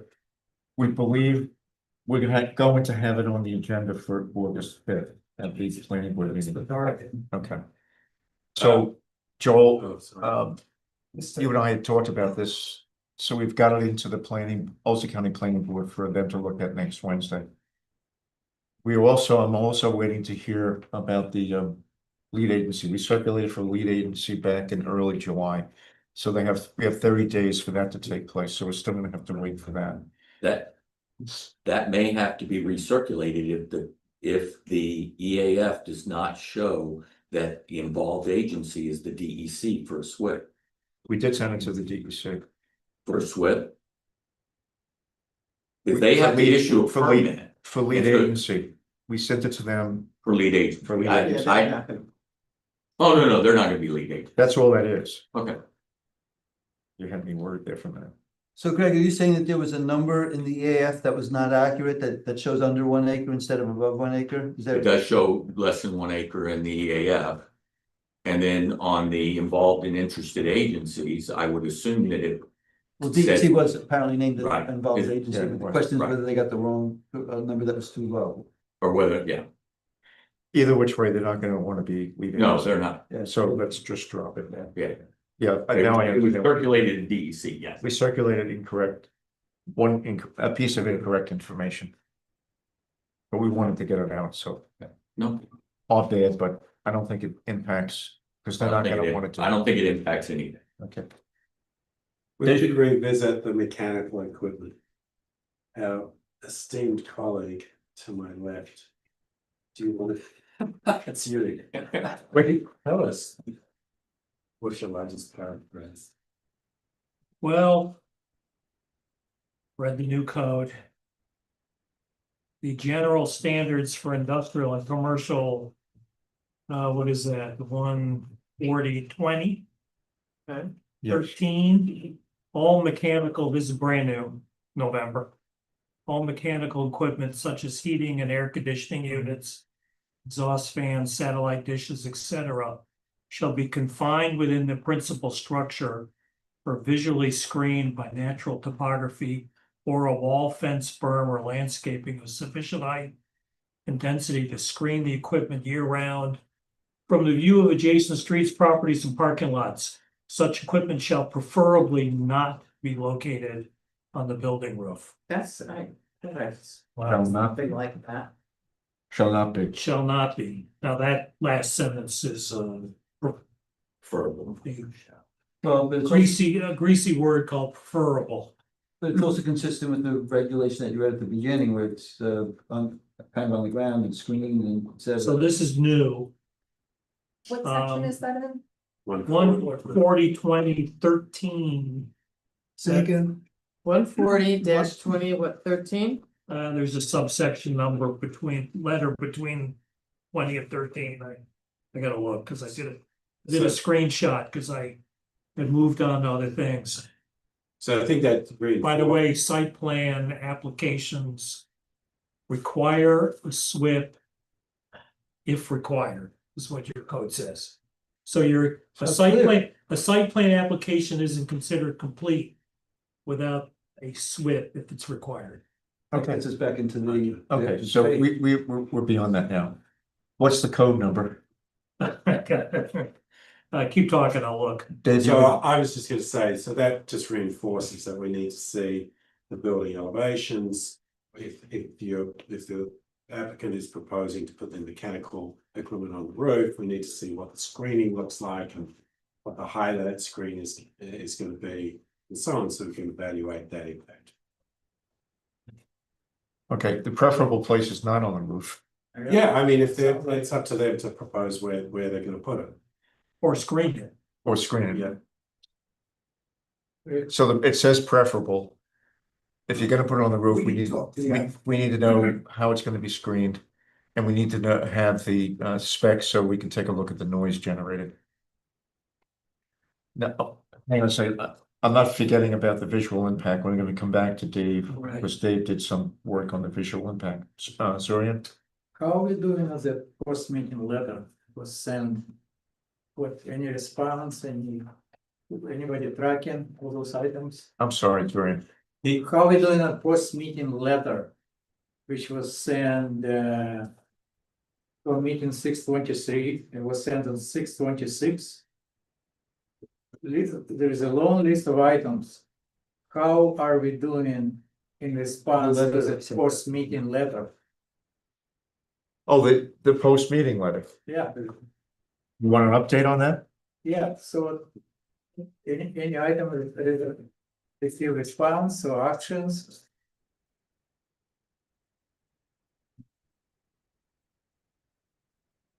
Well, he looks like. The code reference for what I read is 14020 C. Capital C. 20. Zorian, what was the date on that? 14020 C. It was email 13. 6/26. 6/26?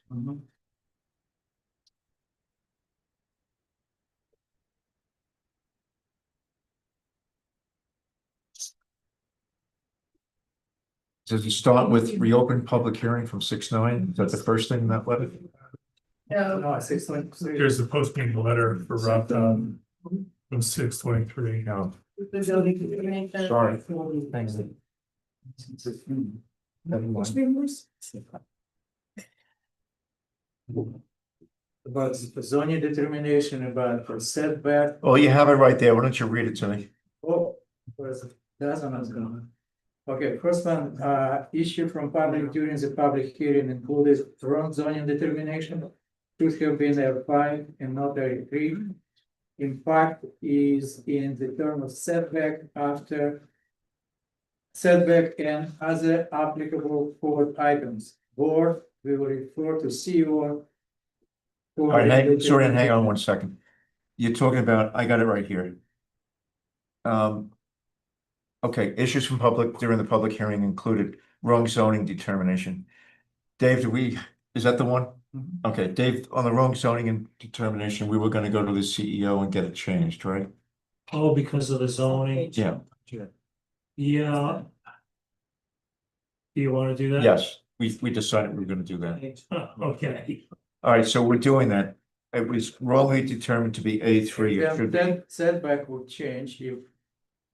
Well, what we determined is that the setback changes, but everything.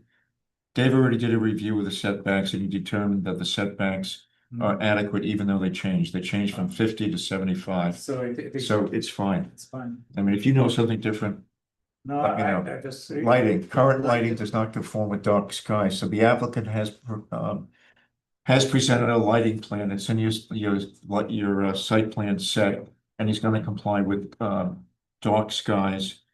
All of the laws around that, not just the new lighting, but the existing lighting. Right. Okay? Concern with pedestrian traffic, people walk on the streets, period. Consider site distance for new commercial entrance. That's been taken care of. It's in the map. There was a concern expressed, but it's in the map. I don't believe there's any issue with site distance. Remember, these are things that were mentioned. They're not necessarily factually correct. All right, so we'll keep going. Add a dumpster, we're gonna put that into the decision. Scale and size of the building.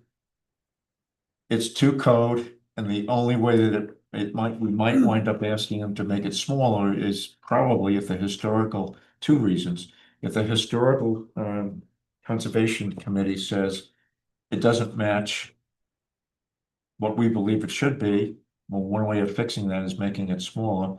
And the other way, scale and size of building, is if this board through the seeker process determines that it doesn't fit the community, this board can request that. So I would ask you down the road, as we get more into seeker, you have the opportunity to say that if you still wish. Future impacts of this and other camps, not our concern. It's a matter of zoning. Cemetery near project, we took care of that. Cemetery is 344 feet away from the project. Archaeological remains, did you get an answer to SHPO? No, we Not yet, don't have okay, so we have to wait for SHPO. Does new zoning determination affect the need or not for hydro study? We had a letter from our attorney that already said we don't need to do a hydrological study. Where are the air conditioning units? We talked about that, okay? And then the rest of it, we just decided the SWIP. I mean, the rest of it is self-explanatory, how's that? Yeah, Okay, well, so you got your own answers. You got your own answers. Is there anything there that you need an answer on? large trees on the plan, What? mark large tree, all large trees on the plan. Mark all large trees. On the plan? Yeah. So you want them to mark it on the plan? They're shown on the most recent set of plans. Okay, there you go. Within the work area in which gonna be this. Did you mark them? Yeah, no, they're shown on the plans. Okay. Do we have that plan now? Do we have that plan? Yeah. I didn't see. What was the date on the plan? The last revised, 7/13. Do we have it in our possession? You got 7/13's plan? No, Huh? no, I don't see it. The field? It might, it's not, I'm definitely not confused. No, it's.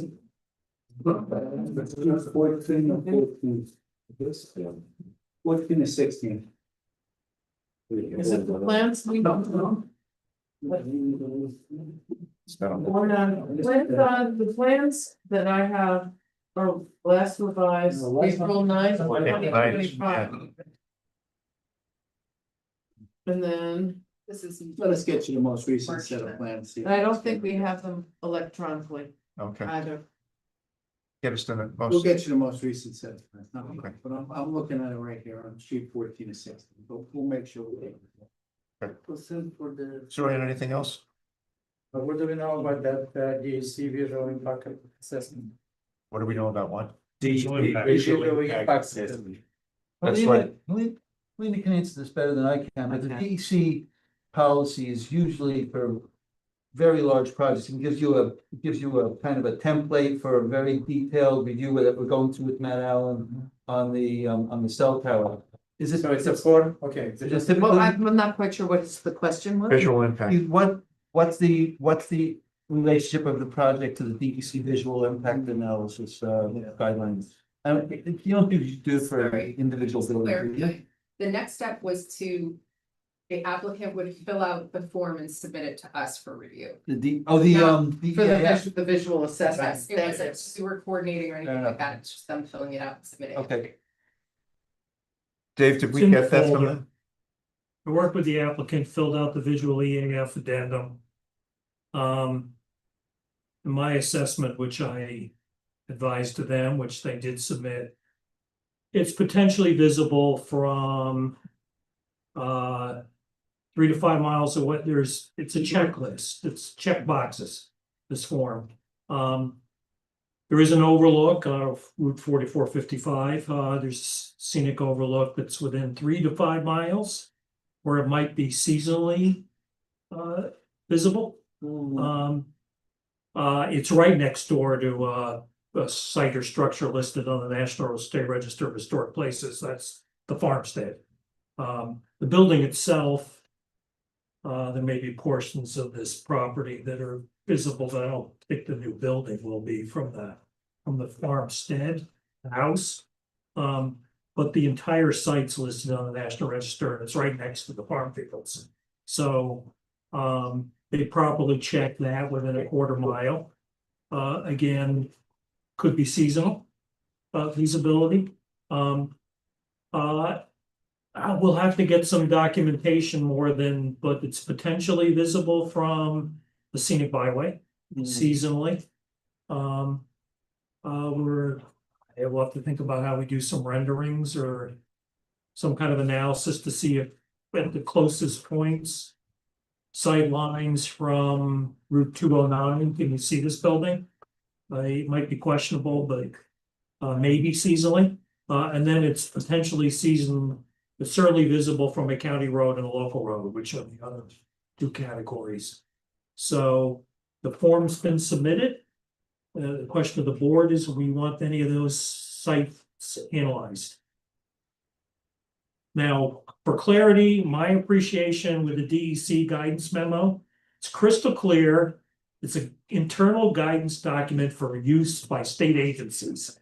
That's what its function is. There are towns that have used it because it's useful guidance, but there's no obligation to what's it called, they call DOGS. The technical documents. Yes. It's an internal state agency technical document. Well, we're using it for the cell tower. But you don't have to. But actually, It's the state it has agencies been have released. It's not a draft. The noise guidance and the visual guidance have been released and they are being used. Right, They're but not there's no the obligation of municipalities to use these things. So I guess the bottom line, there is visual impact. Potentially seasonally. So I guess the question for the board is, when it gets to this visual impact, we're gonna have the applicant do a study of all these vantage points to see whether or not there is a more of a visual impact, or is this going to be what somebody uses when it comes time to vote on this project to say, no, we don't want it because of the visual impact? I mean, I guess. I have a question about Yeah. that. So this conforms to our height requirements. So therefore, do we need to be doing a visual impact assessment because it's under and means, Again. it's not like it's exceeding our height requirements. But what about the HVAC that may be on the roof that could, That's permitted. But besides, it's private. well, it needs to be sites. screened. To answer your question again, you're citing a regulatory requirement, i.e. the height impact, that's a number, or the height regulation in the zoning code. And again, the question of whether it's a significant adverse environmental, or might cause a significant adverse environmental impact for visual, is conceptually separate from whether it meets the, in other words, if it could well be that if they were to design the facade in a certain way, that it would not cause a significant adverse environmental impact. And if they were to design the facade in a certain way, it might. And that's at the exact same height. So there is a difference between meeting, again, the board may choose, and often does choose, to just collapse the declaration of significance into whether it's meeting a particular regulatory requirement. You do that all the time. In fact, the suggestion was before to do that on the SWIP, but conceptually they're different. And that's where the EAF form comes in, and after that, the procedures manual is to help you through that declaration of significance as opposed to the zoning compliance.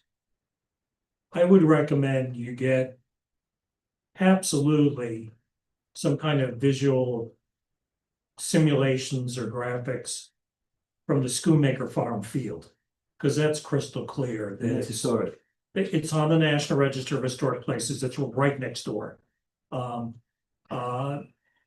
Will it be screened seasonally because of trees and other features? We need to factor that in. Then there's what's gonna look like from the town and county road. That's the next closest features. And then the ones further in distance would be the scenic overlook on 4455. And So I just can't visualize in my own head, is there any chance with leaf off you'd ever possibly see this driving 209? So is the criteria for evaluating this building the same as we're eventually gonna have to do for the tower? Namely, does the presence of this structure in any way cause people not to not to enjoy a public place. Significant adverse environmental impact that you can certainly interpret it that way. And so the question would be, if you can see this building from any of these sites, does that mean you're never gonna drive on the scenic byway again? No, I mean, obviously. No, I mean, that's the criteria, isn't it, from the DEC point of view? It's supposed to affect behavior. Right. It's not whether you can see it. It's a- You could, if you see it, the DEC says, will it have such an effect on your behavior that you no longer drive on that There are scenic people byway? build things that we see all the time, and Yeah. Helena's got some insight into Well, this. I was just gonna say, would it be prudent to have a couple of line of sight sections? Yeah. We're Yeah. not, Oh, we're not yeah. talking going through, that's your first step. We're not talking about photo simulations like the balloon for the Right, I may have horizon. misspoke, it's in the sense of, I wanna know what that's gonna lead to in terms of, so what do we do with this information? Well, we've then looked at it and it's just data that would also support any of our determinations of no significant Significant impact. effect. So, I mean, it's a tool, you have it in the file, if with the public hearing is still open. Mhm. It's not that difficult to do a couple of line of sight sections. Mhm. Just putting it out there. Okay. Yeah, so you're saying it's a matter of due diligence. That's correct. There's also, it is, but to answer Rick's point, there's something the courts have come up with called the rule of reason, which is that, again, how far you go in a particular project and the impacts depends on whether you think reasonably it might but this is sort of the chicken and egg question. When do you require the study to demonstrate something? And it's a rule of reason. Do you think this is reasonably required in terms of the effort that would be required to do the study and what you think you might get out of it and what the potential damage is to the town? And, I think there's a reasonable approach that says 150-foot cell tower is going to be at a significantly different level of intrusion than a 35-foot building. And this is all up to the board, but the rule of reason is in your lap, so you can require the applicant to do things that you think are reasonable to assure yourself and assure the people in the town that it's not going to cause a significant adverse environmental impact. If ultimately you want to get to a neg deck, you kind of have to do the things you think you need to do to assure people reasonably that it's not going to get you there. So I think that's where you're going with your question. Those are the words. Thank you. Is that, Yeah. okay. So does the, What you fit does the into. board feel is it a reasonable request to ask the applicant to take a look at visual impact, and then if from Schoonmaker, I would agree. That's See what- that's the only site on this, that I would The consider. Schoonmaker historical Yeah, site. I think when Helena and I stood on the property, you feel like the ridge is kind of close, but I think if you reverse that look. We live in an area where we do have agricultural buildings that are of substantial size, and when you're standing up on the ridge, you see some of them, but it's part of the landscape, honestly, it's part of. The ridge is probably what? 3 or 4 miles away? Yeah, I think. The overlook's a little shit, I don't know, Peter. I I took a Google map measure, it's knocking on 4 miles. On this project. At the scenic overlook on 4455, most of. To this project. To this property. Yeah, it's gonna be 4 miles. Okay, 3 or 4 miles. so let's go through each one that Dave mentioned. Schoonmaker, yes. Yes, 40 overlook on 4455. easy to do, so I think we should. Okay, so line of sight to that. What were the other ones? The roads, The who? scenic byway 209. The town road and the county road. All right, so- Saxonville and Cherryton. So 209, It's you're not not gonna like see it that. from 209. It's too far. You're obviously gonna see it from Cherrytown Road. It's right there. The scenic byway as in what, the oval? No, 209, Okay, we just, anywhere along Route 209. so you're not gonna see it from. Scenic byway comes down, It's a sideline. scenic comes down 4455. So would the board agree that you're not gonna see this building anywhere from 209? Yes, it's the farmstead that surrounds the no. property. I don't think- Okay, so Mike, So the Cherrytown. Schoonmaker, Stone Colonial House's front. which is the property that surrounds your property. we're gonna need a line of sight, and from 4455 from the overlook, as you come down, as you make the big turn and you come down. We're gonna need a line of sight from there. Anything else, Dave? What do you Any think? others? For them, it's, you're talking photograph. So what you want? Well, you tell me. I'm just trying to be clear to them. What, no, you tell me, I don't know. I think you could take a set of photographs from Well, and if the the photograph scenic, shows, if the photograph shows that it's visible, then you might want a simulation, might want an elevation, fair enough. Need some, right? Well, yeah, I mean, you can do that. Especially on They're off the filmmaker. map, I'll take a look. I think- Photograph with a 300mm lens or with a 50mm lens? Get mad. But I think it has to be the same. What does the standard. typical person do at the 50 scenic millimeter. overlook? 50 They millimeter get out of lens, the a car and full look frame with their camera. eyes, right? So that's a 50mm, On a full frame camera, it's the same standard we use for Verizon. Yeah. 50mm. And then it's the farm field across from our gentleman. Speaker tonight, the Schoonmaker Farm. National Register of Historic Places site includes the entire parcel. So it's that stone colonial house, Michael, on that you can see if you go past. Your client's property on Sampsonville Road, but their property wraps around the. West and south, right? West, And- southwest, west and then south. And comes back to front Cherrytown. That's all on the National Register.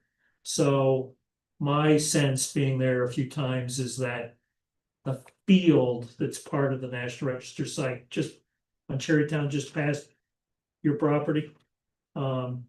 We need some photographs of what it looks like from that field and road towards the proposed building. Where the court rights property is, right? Excuse me, Dave, what's the distance from the proposed development to the historic house? Is it 500 feet or Oh. less? Well, it's less than a quarter mile. That's what the form. Okay, no, because we have something in our code. New construction within 500 feet of a national or state register historic district is encouraged to reference the historical designs detailed in the. We did that. So I just wanted to make sure it wasn't within the 500 feet. Yes, well, because the part. It's unusual, it's one of these older listings, the entire tax parcel got listed on the National Register, Oh, which is a lot of acreage. oh, okay, not the So- structure So the itself. cemetery, for example, is in the National Register District today, or most of the cemetery. So that triggered going to the Going to, that's. what- Historic the Preservation historical Committee, which preservation. Rick and I Okay. did. And they're weighing in, right? Yeah, why don't you give everybody an update, the board an update on historical preservation? On So visits. long ago, what was that, last week?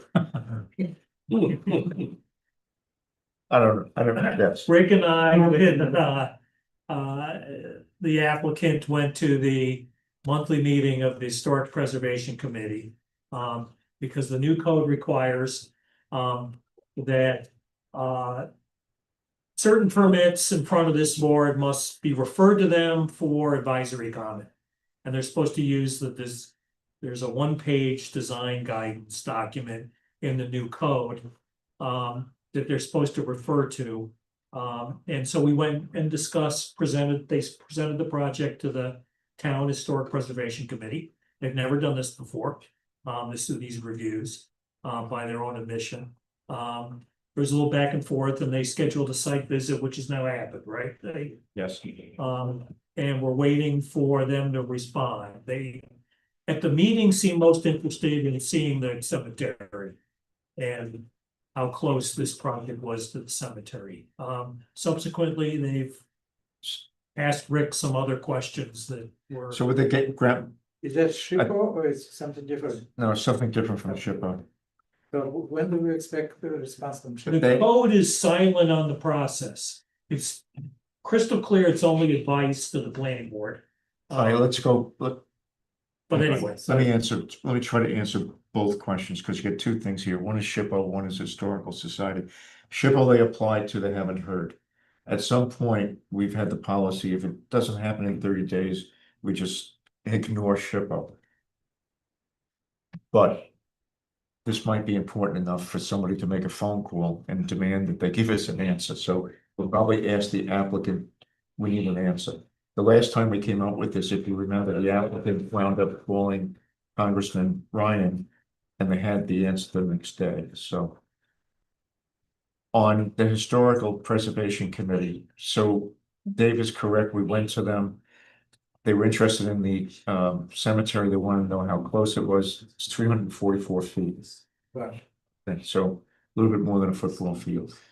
They called me subsequently and asked, so what criteria are we supposed to use?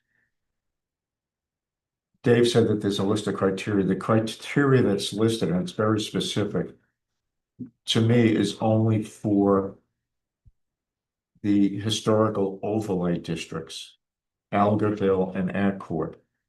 There's no discernible criteria to use for any other structure in the town. Now, they could, I guess, decide to use that same criteria. It's required to be used for anything in the historical overlays. There's 2 overlay zones. This is not in any one of the overlays. Remember, this got to them because it's within 500 feet of either a federal or a state historical site or place. So I told them, I have no idea what criteria you can use. I gave them Dave's phone number so Dave could put them in touch with other people from the state, perhaps, who could give them some guidance, but I couldn't give them any guidance except to say.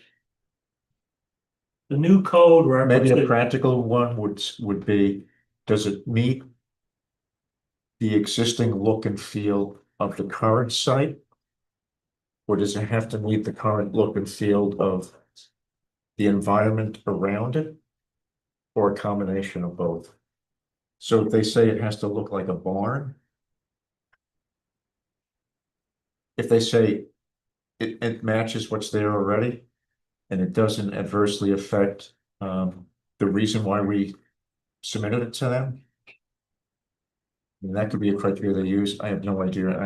I didn't give them any advice. I said, we're here to support you, but I can't give you an answer to your question.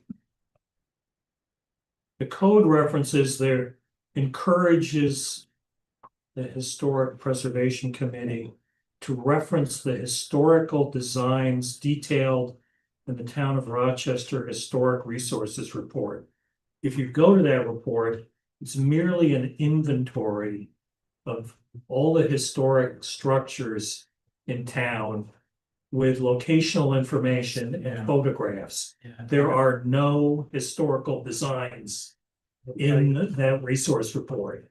So I don't, but there is one page in the code that has pictures of 2 barns and a couple stone colonial houses and one graphic that identifies things like varied roof forms, signage integrated to building design. It's mostly looks like a schematic borrowed from a series of storefronts in a classic upstate hamlet. So we don't know what they're gonna do. This will not be the first time they'll have to do this. In these historic overlay districts, they're even supposed to review building permits before they're issued. So it's unclear how this is gonna proceed, but you'll have to do this again with this committee. And this is by their own admission, the first time they've ever done it, so they've just learned along the way. But it's just advice. The code makes it clear that they're advising you. They're not, they can't require you to planning board. And they have 62, yeah, they're not a landmark commission. Landmark commission actually can demand. And they have 62 days, I think it's 62 days to get back. Well, in the overlay district, they have That's 62 right. days. So anyway, I Hopefully hope that that'll answers everybody's question. Hopefully it will. Okay. And I hope that also, I know there was a question from the audience, from the public, about the visual impact. So I think we have an approach to the visual impact. Okay. If you guys aren't, give me a call if we can talk through how to do this. Okay. Anything else from the board?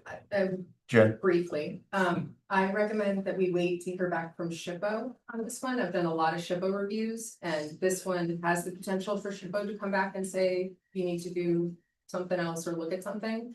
So I think it'd be good to get their response. Yeah. Yeah, I agree, we're not gonna ignore them. We have them. At a necessity because they just weren't responding and even have to recall, but this one, no, I wouldn't. Because there's alleged archaeological sites representing Native Americans. So, That can require field work. Yeah. Before you can excavate, because you get excavation as part of this. I did look up on the map though, and the map looks like you might be in the clear, which is surprising, because almost everything is in the resource slabs, but so you might not get a hit on that, but I'd wanna go back on that first. so if you guys don't get a call back from them or an answer soon. You might want to call your congressman, I'm serious, or somebody did do that to get They an are answer. very slow, it's true, they are very, very slow to get back up, but you're right, phone calls can get things. Anything else? Yeah, can I talk about safety plan? Yeah, oh yeah. Yeah, so I just, I've been working on the safety evacuation plan with Moshi, the applicant. And as it happens, we've been going through, I think we're on the third revision now. We had a fire alarm there at 2 o'clock in the morning the other night. And when I got there, it went amazing. Everybody was evacuated from the buildings. There were people there directing us where to go.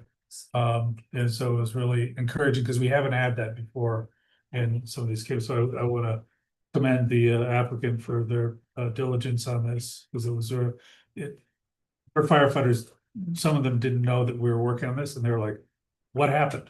It's like, so it was so Okay. thank you.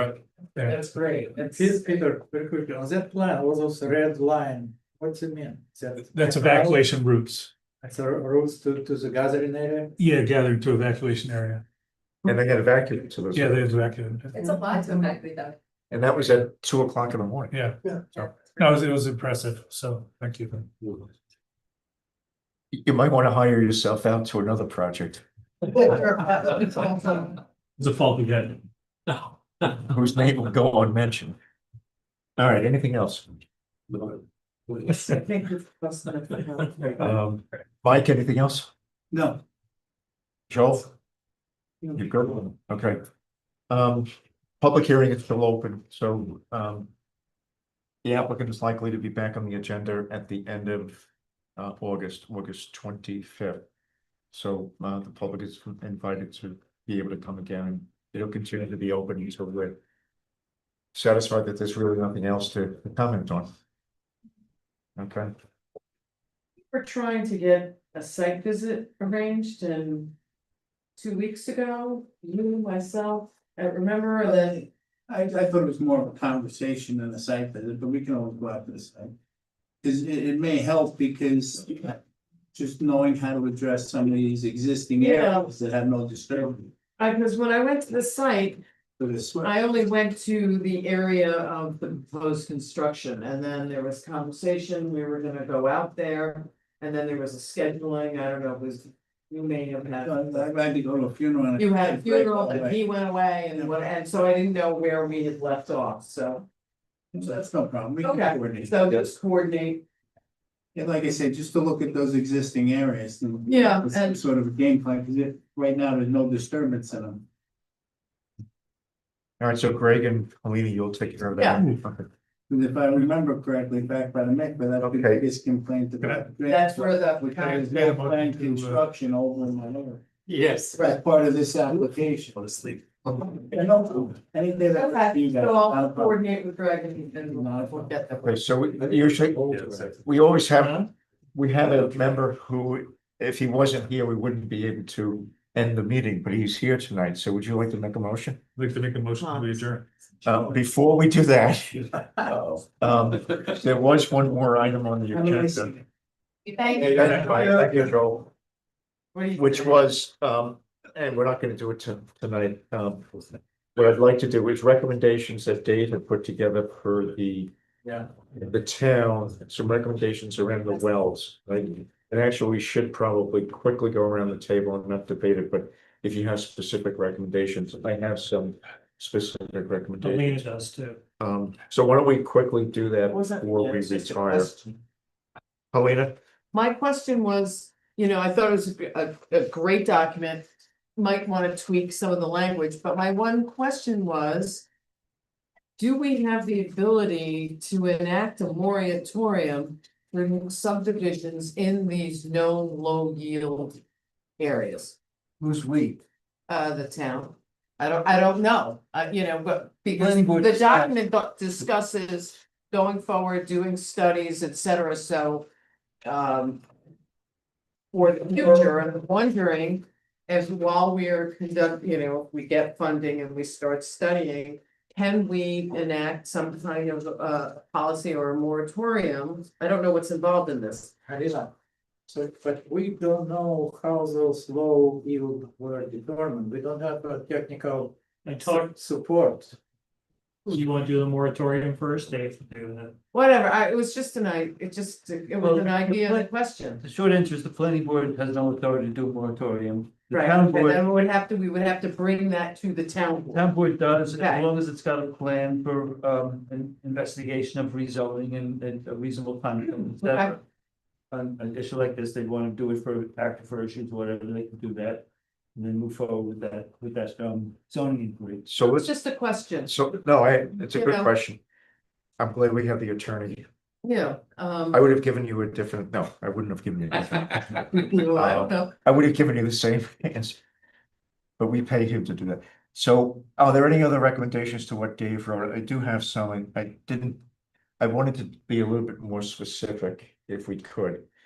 And that was what means to make a recommendation based upon what this small group saw as to what number of subdividable lots, at what number do we do a hydrological study?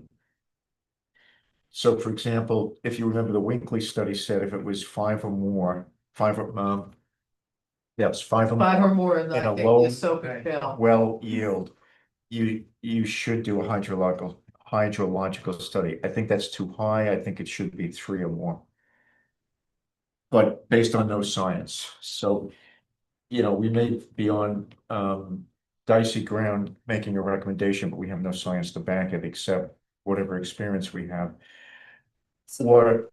And the other specific thing is that we're not recommending that for single homes that we would ask for a hydrological study. I mean, that's just how I feel about it. Yeah. I have no science to back that up either. It just doesn't seem to be practical. Well, if it's a single home, it's not gonna come to the planning board either. Well, this one was a single home. It was a subdivision, but there was already. Oh, but it was a but Right. I think if you were. But there were even, Single home where you got obtained a Right. building permit. but. I mean, you could do that, right? If you think about how many single parcels there are out there when they be built upon in this area. And Half a dozen right throw a now. number out there, there's 20, 30 of them. Yeah. And it's the impact of those 20 or 30 happening over a course of 6 months to a year, not that it would. Is far in excess, I would believe, than this one house that we're talking about for the Meckenberg Right. project. So I don't know whether the board wants Dave to include some specific recommendations. So I think about this in terms of how it would, in part, how it would benefit us as a planning board for future reviews, right? And one mechanism is the aquifer protection overlay. So one recommendation that the town could be consider whether there should be an aquifer protection overlay in some yet undefined area. Because that would then give us the ability to require these additional studies. So right? the lack of enough. Be clear. Yeah, Or So- expand our overlay instead of like quote unquote a moratorium. Expand our aquifer protection overlay district. Is yeah, that- because that's the mechanism by which we Then can request study a hydro. issues, right? I think that's the Does that require an additional study to determine Under what certain- that district is? Yeah, so I'm getting there. So the aquifer protection overlay is how we engage with this map. That's the way that we engage with it, right? To understand whether it should exist, they would have to undertake some study. I have some ideas in my mind about what that study could look like. And how you could decide whether you think you would need one. But that would be one piece of it. But then we also talked about a moratorium. And I think that would be obviously something the town would consider. If and until a decision is made on an aquifer protection overlay, so that's kind of how I think about it, like maybe we put a pause on ADUs. And so I don't know what it would be, you know, some list of bulleted items, maybe there's a moratorium on X, Y, and Z in this area until a determination is made about some possible future aquifer. And if they decide there's no aquifer protection overlay, then I think that also gives us an answer about what our, because right now we're put in a tough position because we only can look at the projects that come before us, and we don't really have the resources to do some Well, larger. the only tool that we do have, and I'm gonna go back to what Dave has been trying to pound into my head, as well as the board in general. That you may not have the ability by code to do something like 3 lots or more, you have to do this. The ability that you do have is if there's enough evidence our public under seeker, you could Yes. require, I'm gonna say, almost anything in terms of a study. Rule of reason. And I think we within did reason. that with the Mickenberg. Well, we looked at it and we said, it's just not reasonable. Right, right. Yeah. You know, at what point does it become reasonable? Now, the other piece of that along your lines. So I always think of the aquifer protection zone as we're protecting an aquifer, which is a viable aquifer. Yeah. This is a non-viable aquifer in spots. But the Winkley study, if you look at those maps, there's 1 or 2 of them where there's a section called the Esopus Shale section. And that can be plotted, and he definitively said, in this area, you have all low yielding wells. And then he went by whatever magic, and he had little spots, little circles. And he said, these are also, I'm a little bit less impressed with the little spots. I think what he did, he just said, well, maybe because I found 1 well that had a crummy yield. This Esopus area, by definition, I guess, I'm not a geologist, that kind of soil has very low yielding wells, no matter where it exists. So is that something we could recommend to the town to look at that section? Possibly, I'm not a geologist, I mean, from my. If only we had a geologist. We have 2. My only, and you guys tell me from a geologist perspective, tell me what you think. You don't always know where you're gonna find that. So you can put it on a map, but it's not until you like drill that you know what you've got below your feet. And so you can carve out and say this is where it is, but really those maps are like Well, that's what he did. He hit and carved, miss. he presumably he used USGS data where they would have drilled and he It's hit and plotted it. miss. It's He hit and didn't miss. do that? It's those maps, like, I would be reticent to use that as your limiting factor. Because those maps, they like take 2 points and what they find in these 2 boreholes, and then they try to like tell you what happens between, but you can have fractures and things can move around and I don't know. I mean, Yeah. mapping is great when it comes to geology, but that's my. Well, and then the other thing is, let's say you do have the area, the entire area is, underlain by the tight Esopus shale. Where you're gonna get higher flows is where you have fractures, et cetera, et cetera. And you really can't predict those. Yeah. The town, I mean, you could also flip it and say that like all wells must provide X MGD or X GPD yield. So that you don't have, because there was somebody that one of the public comments was from a person with a well that had 3 gallons per minute when they drilled it. So maybe it's saying you need to have 5, but then you're also not capturing like. What if you're in drought? So what if, Well, that's an. Well, a drought should not be affecting a bedrock aquifer as readily as a near surface sand and gravel. True. Just I saying. s- So those I spoke to gallons, the- those spoke to gallons the per day are author. determined by the Department of Health. But along your thought, can the town be more stringent than the Department of Health and say in this Of course. area? So they could. So that might be Yes. one thing we wanna, I'd like to Well, give the the town, health department uses some of these lower yield wells, they may require a larger bore. Correct. Well, Allow right, storage. Right, Where more storage and or frack the well. I spoke to the author of Steve Winkley, and his colleague Russell Urban Mead, who sit in the same building now. They both basically reiterated this is all very tricky. The Esopus shale is the one predictable natural component that would predict some limitations on groundwater. That's not exactly where the overlay district is. Right. The overlay district was defined for the different purpose in mind. It was, it's protecting an aquifer, right? Right. It's not it's not regulating low yield area. Right. Winkley admitted the low yield areas, which are the one component, other than the overlay district, the one component that's been carried into town policy because the map got printed in your most recent town comprehensive plan, whatever that means. Steve admitted, he's not sure he'd map those today the way he did then. They're basically based on, yeah, there was he looked at between 200 and 300 well logs, the ones that were available at the time. Certain number in certain locations were low yield, relatively under 5 gallons per minute. He didn't have any more information, so he drew a little polygon around that area and called it low yield. He said, I'd have to revisit those as the guy that originally authored them, to turn them into policy at this point. Okay. And there was some debate between the two of them. If you're, I forgot what the language says, Greg, maybe you remember, that 1,000 and 2,000 gallon per day is a flow, right? It's an unusual terminology used for how you get to whether you have to do a hydrogeological Right. study. And Russell, who's the kind of senior licensed hydrogeologist for this reason, that Steve Winkley's now his colleague. Russell did the meta hydrogeology study and the Accord social hydrogeological study. Russell found that language confusing from day one. And Steve admitted, he doesn't know how that language got translated from his study into what it reads in code at this point. So he would revisit the trigger language there too, not the 1,000 and 2,000 gallon per day, but how it's defined. You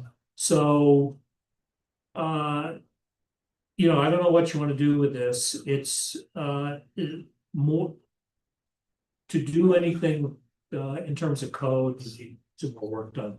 Well, that, you know, code is the town board's bailiwick. I just No. want to give them enough to chew on in terms of information that we have, that they might be able to have a more fruitful discussion of what to do about this. If anything, they may decide there's nothing. I mean, if I was being asked to look at it, I would look at undeveloped land and look at what's been developed and what's undeveloped and try to understand where we are in terms of number of wells versus what legally, like under our code. Like a concentration of wells. Yeah, like, how many, like, just circumscribe some area and then say, okay, well, we have these lots. These are still open, and at a minimum, you could have houses just with building permits, right? What could you do with building permits? And then maybe do some like phase, like maybe do a minimum and a max, like if people wanted to subdivide, what's the maximum? And then you'd have some numbers to do some kind of a desktop analysis and think through whether. Cause I also don't like that somebody that wants to build one well is having to jump through a bunch of hoops, Yeah, like it's exactly. one well. Yeah, that you they can go to the can't- building department tomorrow, Yeah. it doesn't. Yeah. And this is why I like to have something in the code that we can point to, because it can feel arbitrary if it's. Now it's a 2-lot, where do you draw the line? There is no it- problem. And we're not because talking about a lot of, I understand public concern and why the public is concerned. But the reality is somebody could go buy property there tomorrow and, well. The only reason it came to our attention is because it was a subdivision. Somebody Yeah, had exactly. property, they could have just gone Exactly. to a well. The ADUs are an interesting challenge. Jennifer and I went to the housing group. Cause now you, on that 2-lot subdivision, you prohibited an accessory dwelling unit on that property and further subdivision. But to prohibit ADUs or even have a moratorium will be in direct conflict with, it's your primary tool for getting affordable housing in town at this point. Yeah, it's the Right. locking. Now, I've been meaning to ask the building department if anyone's applying for any of these. But that's the number one tool anybody in my profession will tell you should do first in a rural town. Yeah. Is liberalize the ability of people to build accessory dwelling units. Unless you're running out of water. Yeah, that's. But they're inconsequential. They're mostly 1-bedroom units. Tomorrow, I could walk in on a piece of property and build a 7-bedroom house with a building permit. And there's no control over that at all. But I'm just telling you, it, for the town board, it may be this sort of policy conflict. That you have a very nice, fairly liberal ADU law, part of your code. That encourages people to do these things. If you were to limit that ability, you're gonna clash with the other crisis in the region right now, which is housing affordability. And how do you limit it geographically? Yeah, it's a conundrum. It's so, Rick, I don't know, shoot me some comments on, You know what, and we'll take this up in August. no, Yes, please. let's get the town board. I make. I mean, we can take it up, but let's get the town board something. And they may come back and say, well, what other experience or what other material do you have? You want me to Because shoot we me did- edits and I'll collaborate? Yeah. Okay. Rick and Peter and the 3 minute, I don't know, it ends up. Well, and everybody knows anything that wants to add to it, shoot enough to Dave. But And I'll like, circulate another version and we'll see what we get. yeah, Okay, one more, but I don't want to wait till our next meeting to get it out. Just, okay, all right, let's get. Send it around. all I right. second Peter's. Hang on, Zurian had something. I just want to repeat what I wrote. It just sounds to me, we can discuss it for a long time, but I recommend to hire a consultant and essentially conclude that report or and come up with a clear recommendation for the towns. Yeah. That's the only way we resolve the issue. More study Otherwise, needed. it's everything very vague and undetermined.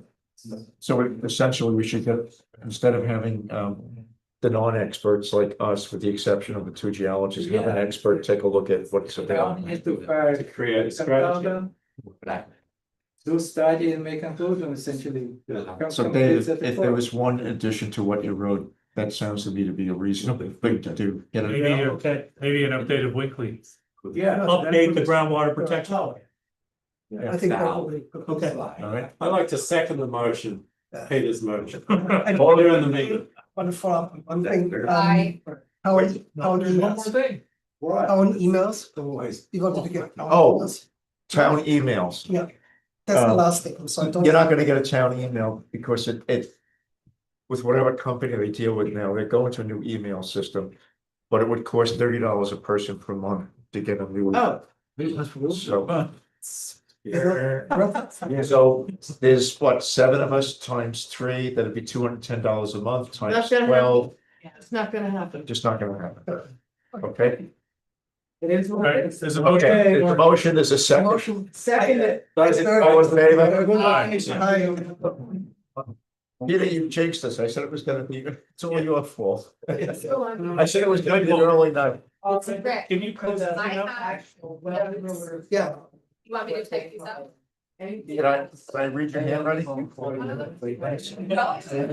Initial It's pretty. for motions and stuff? If you could type it up, I would appreciate I it. can. All right, that'd be great. All right, thank you.